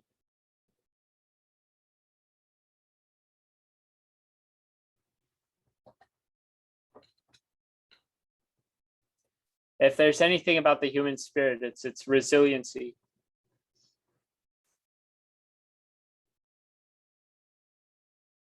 Hot.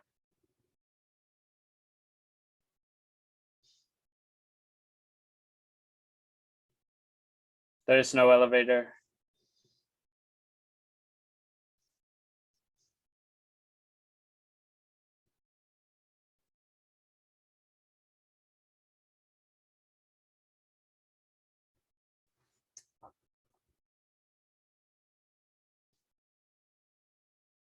What is always curious to me about this is, well, I don't know, maybe buildings are just kind of sturdy that way. I feel like if you drop a bomb on the first floor of a building, would the building not collapse a little bit?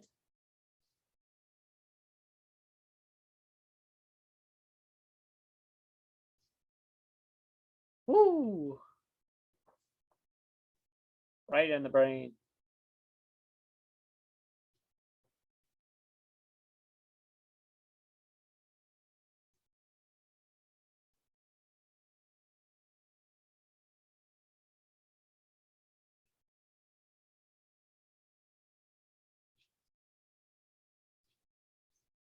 Ah, the liquid speed of bullet time.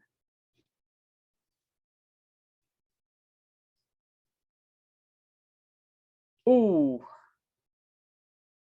Everyone remembers the iconic shot, but people always forget that he actually gets shot in that scene.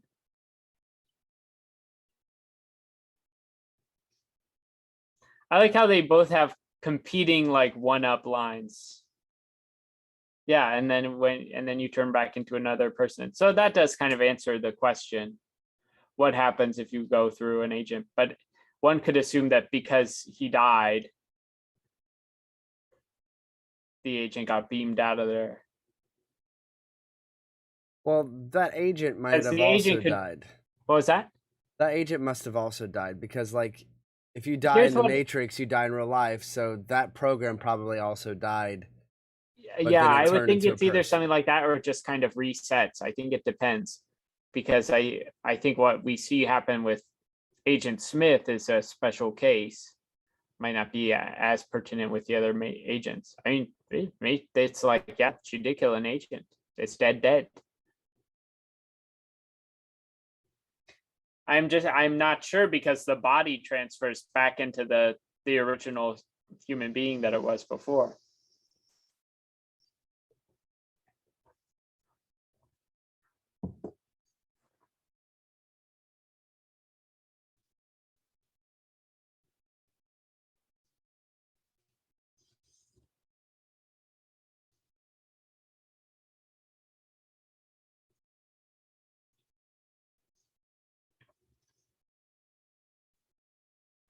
Here we are. We've got more water, just the constant down of the matrix streams.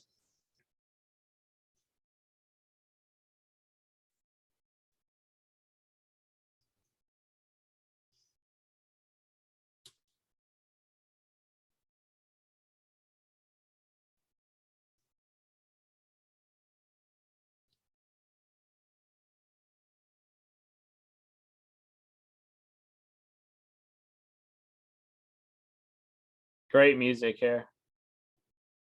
Morpheus is so crazy good at being in the Matrix. This is he can just if at the right moment, he can just unsync his brain from their machines and bust through that thing. That's how good his brain is.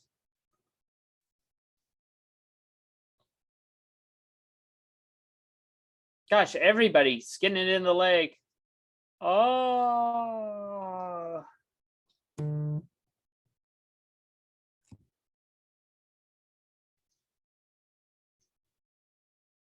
Neo out here doing everything, making them choices. He's like, I'm not going to let this man die, not on my watch. They actually let Carrie-Anne Moss fly the helicopter in this scene.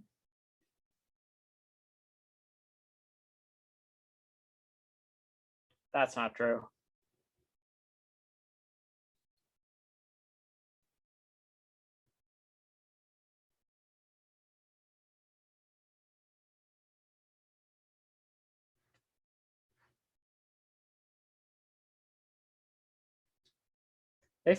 Oh, I guess it probably was like a radio tower or something. I was like, did they fly over a little Eiffel Tower in there? It's so much the city. It could maybe be France. Paris. The Matrix. Ah, a soft rooftop. He's like, I'm still tethered. Trinity, she's lost track of how to fly the plane. He's just gonna like whip it back in. Like, it would be great if he could use his matrix powers to just like whoop and then like disconnect the helicopter from reality and it like flies up in the air, lands safely. He could probably do that in the sequel if he wanted.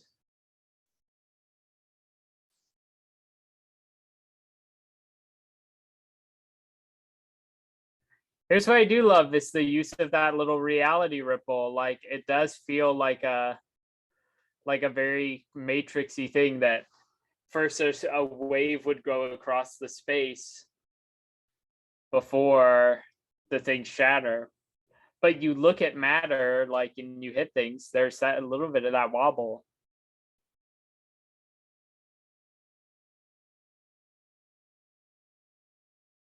In super slow motion.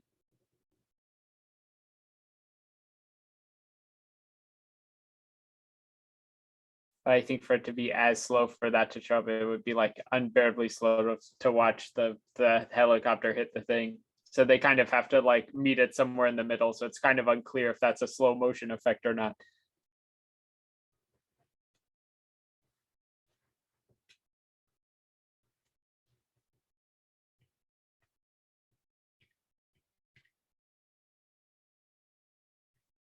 Oh, that's okay. If you need the timer, we're hour 52 into the film.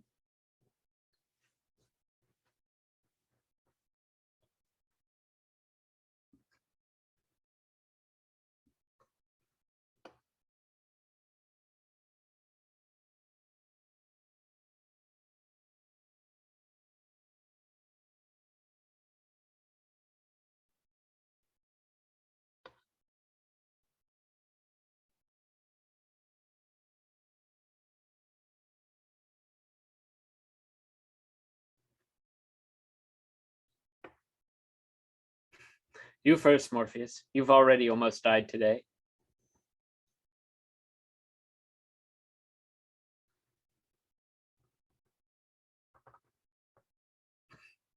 That guy's like, holy shit. And then the machines are like, a human being has seen it. Send the program. I love you. This is such a, like, you cannot do this back on the ship. I guess I have to recharge. Tell them on the ship.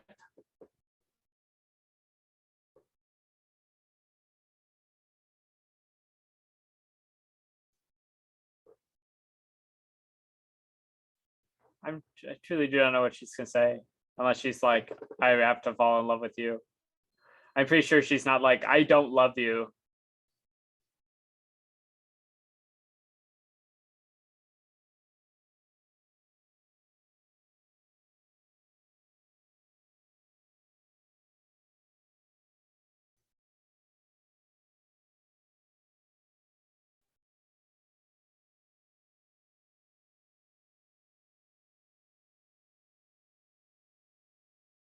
It is interesting that he shot through the part of the phone that you take the intake for the ear, which puts stuff out, as opposed to the microphone part that puts stuff in.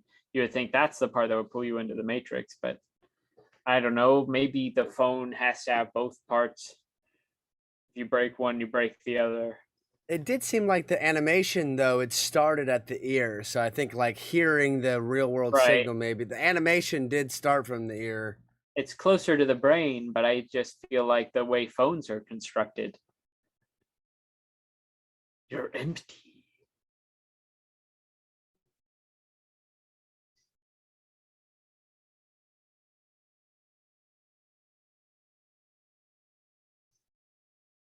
So agents, though the agents can kind of, their special powers that they can go from person to person, but they are still kind of bound within the rules of the real world. They got like heightened strength and stuff, and they can dodge bullets. So just kidding, they aren't entirely bound by the rules. But they can't do like super jumps, you know. There's certain limits to what they are able to do as programs.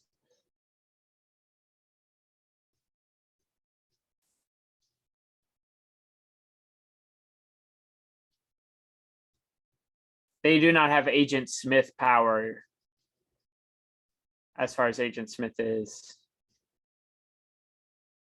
in the sequels.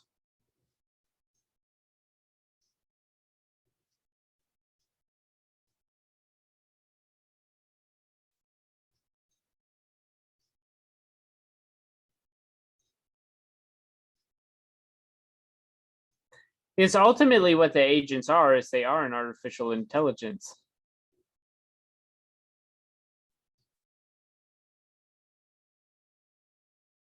They're going to get better at fighting because Neo is so good at fighting. This is where they become ultimately matched. Because Neo can take in the information and process it. He is the only human being that can defeat the artificial intelligence that we are see run amok in Agent Smith.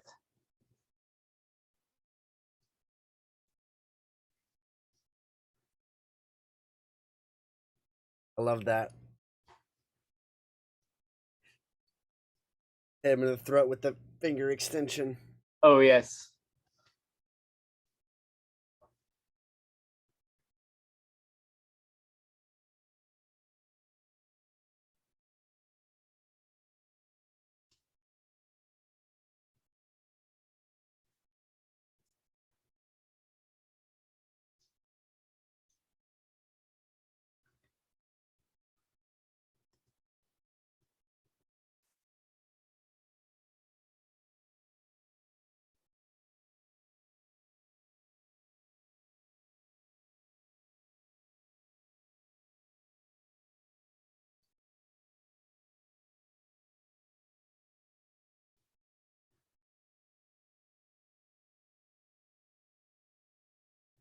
Yeah. Absolutely. I think there's no way Hugo Weaving also did not do the stunts in this. Two icons. Go off, Kings.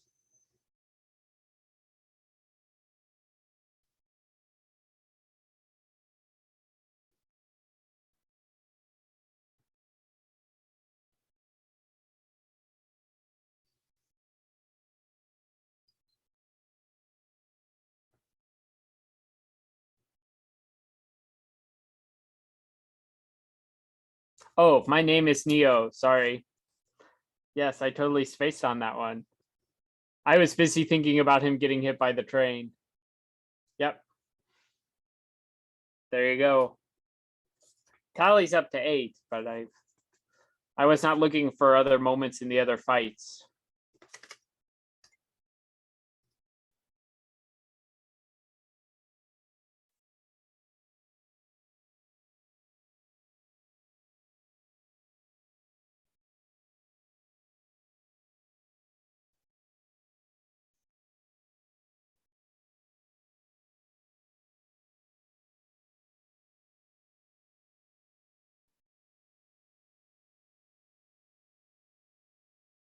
Mr. Wizard.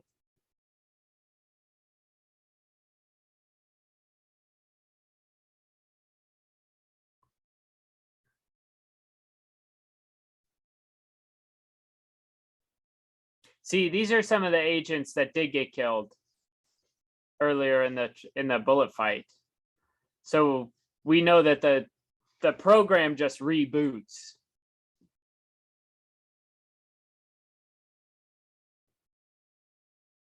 That's just hitting close on a program. The computer's going to open that right back up. It's going to have to restart somewhere else because now that host is gone, but the program is still, it's sucked out of there before the body is shut down, I think.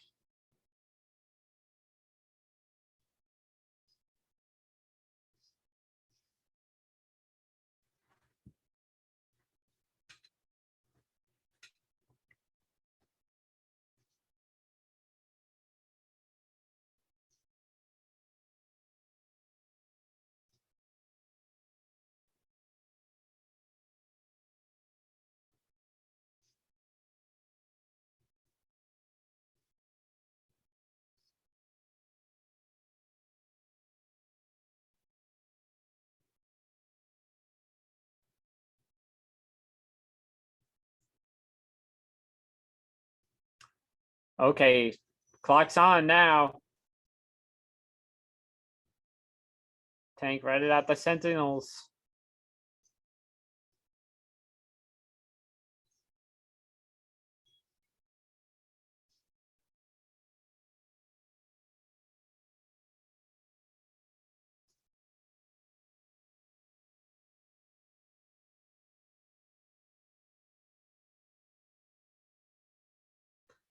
Hey, folks, I saw we got one more person than before. If you're just joining us, we're watching The Matrix. We are 2 hours and 1 minute and 46 seconds into the film, so there's probably about a little 10 to 15 left for the final climactic moment. Neo is running from the agents. He's trying to get back to the ship. The Sentinels are closing in. They're currently using their lasers to drill holes in the Nebuchadnezzar to get to Morpheus and Trinity and Tank and Neo. They're pulling apart the thing. They're breaching the hull of the ship.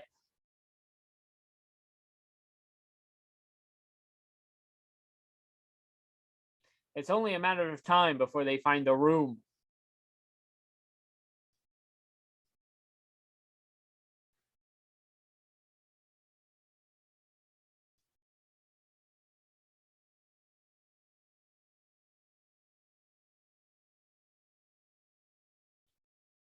Okay, here we are.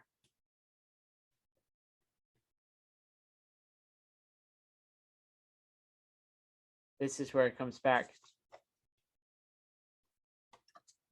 This is where it comes back to when the Oracle said, maybe in your next life.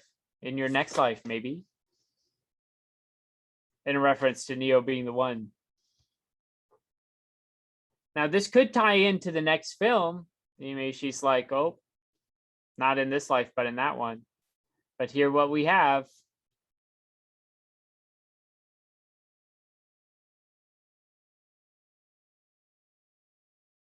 Is some sort of miracle.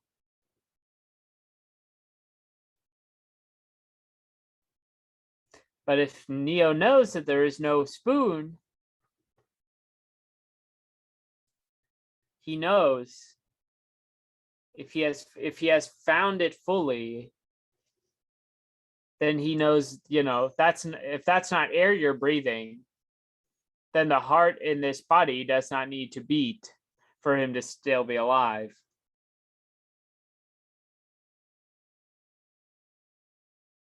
That's how good Neo is. That's how good his brain is.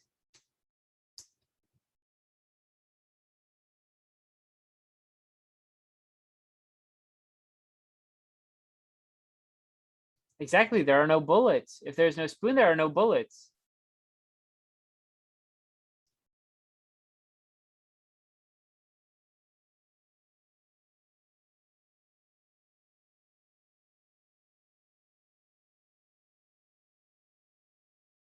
Like, you want to think it's the kiss that wakes him up. But it's really kind of a coincidence. His brain is just really good. The kiss is really nice. It's nice that it happened. It's not the reason that Neo comes back to life.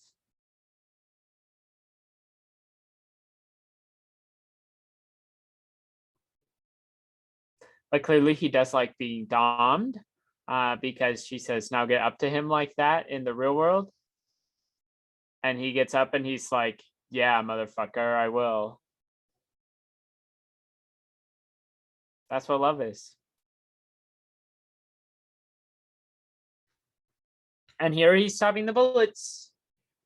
Iconic. No one has stopped bullets like this before this moment in 1999. Ding. Clinkety ding ding ding. Great sound design there that they just make the sound like you're dropping Tic Tacs on the floor. Like their bullets mean nothing. He can see it. He can see the programming. He is reborn. It is the next life. And now he knows. He's smarter than the algorithm. He's better. Look, now he's just showing off.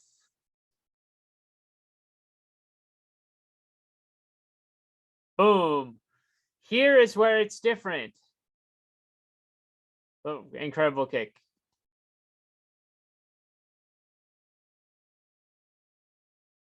No other agent dies like this.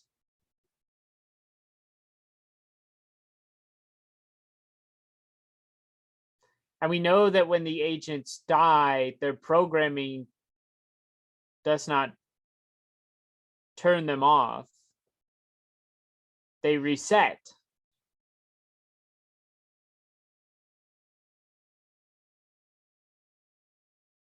Which is why Smith comes back in the next movie. But something about what Neo does there alters his programming. And that's why he comes back as a virus and not as a pure program. Because he has altered the programming within.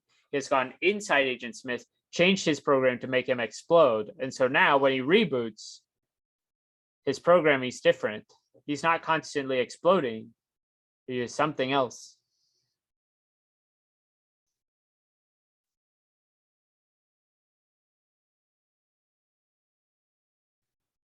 That's actually really cool animation. Yeah, I would love to go back and look at that, like frame by frame of those shots of them hitting the EMP, the EMF thing, whichever it is.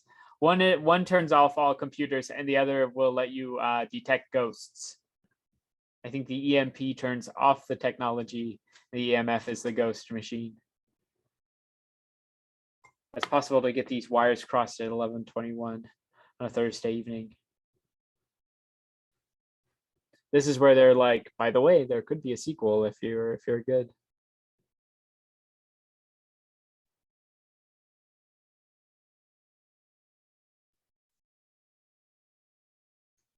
You're afraid of us.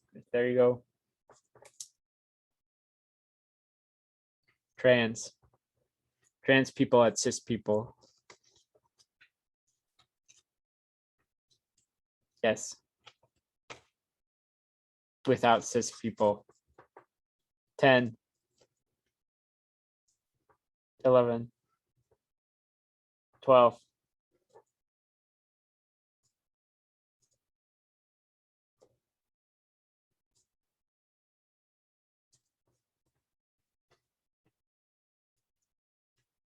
And then here we go, the final one. The final marker on our list. Like I said before, 13. And maybe the number's off. I did forget to keep track for a little bit there. But here we are, the final point.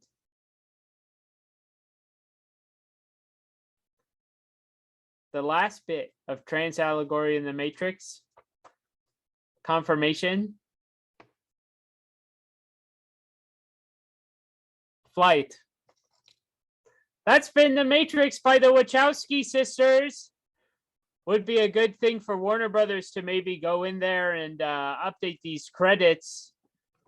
I know it's possible because they did it with, they're doing it with all of Elliot Page's credits. So maybe do that before you put the 4th movie out. I think that'd be a cool move. Anyway, this has been The Matrix, Strange Times Indeed with Cliff McCallister. I, of course, have been your host, Cliff McCallister, the Czar of the Bizaare. Thanks for watching The Matrix 1999 with us. Join us in October. We will be watching Matrix Reloaded then. Quickly before we go. All right, you type your thing. I'm going to keep vamping. There's no show next week. I'm going on vacation next week. So there's no show. But the week after that, we'll be right back here. Opening the phone lines, taking your calls. It's almost October. It's almost spooky season. And we've got a live show coming up at the end of the month. Cliff and Steven, what would your Matrix outfits be? I don't know for sure, but it would include these glasses. It would include these glasses for sure. I'd figure out the rest. Some cool leather skirt or something. Obviously, it's got to be leather. That's like a rule. Although Morpheus is wearing some kind of like lizard suit. I feel like I might have a mullet in the Matrix. Oh, but yeah? My outfit, I typically dress tacky. Like I've got like a tacky aesthetic. Sure. But in the Matrix everyone looks badass. Yeah, you have to have a cool look. Like if you're a Vulcan person and you're going in the Matrix. So like that's why I still have to have these glasses.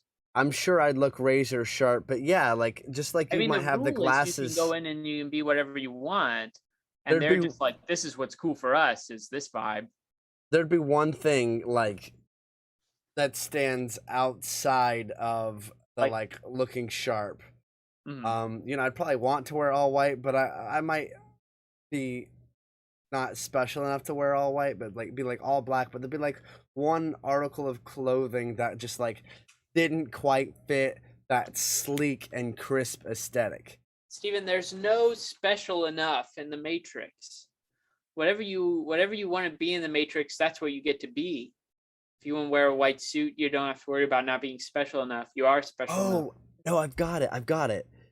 Yeah. I would be wearing a crisp black tux, and I would fit in with all the badasses, except for my underwear would be on the outside.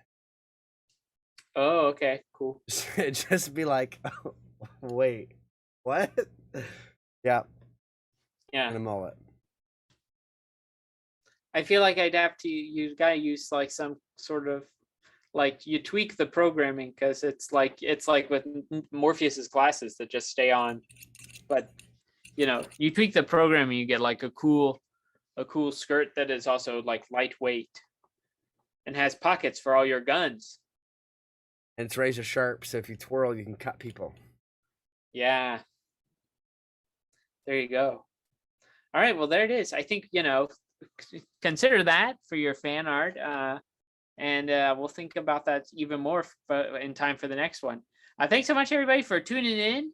So this has been Strange Times Indeed with Cliff McCallister. Join us right back here in 2 weeks. Join us here tomorrow night at 8:30 for the Comedy Pigs on twitch.tv/Comedy Night. They're performing live at the Maryland Ensemble Theater, but they're also performing live here on Twitch from the Maryland Ensemble Theater in front of a live audience. So you can be a part of that audience by going there, or you can come right back here and watch it there. So those are your options. Check that out. Join us there. Also, keep in mind, support us on Patreon, patreon.com/strangetimesindeed. Last week, we took a fall and we broke this dongle. But because we've got people who support us on Patreon, and when I say we took a fall, I mean the computer fell and landed on the dongle. So the computer broke, but the dongle took the bullet. But we got a new one. And we can afford to get new ones because people back us on the Patreon, and you can too. Well, here's some bonus things that we're going to have on there. I've been playing a little bit of No Man's Sky. I've been traveling through the cosmos, and so I've started making a journal of my adventures. And so that's a blank page, but there are other pages. Look, this is a bad example, but there's other stuff happening. So you can actually get a good look at that by backing us on Patreon. I'm going to be uploading stuff there. And then you can join me in the cosmos if you have an Xbox or whatever. I'm not sure how the game works, if there's crossplay or something. It's logistics. Anyway, thanks so much for tuning in. Thank you for commenting, watching The Matrix with us. And Stephen, thanks so much for doing the show as always. And thanks for teching for the Comedy Pigs. Tomorrow, we'll see you right back here or right over there or something. Until next week, this has been, or at least until 2 weeks from now, this has been Strange Times Indeed with Cliff McCallister.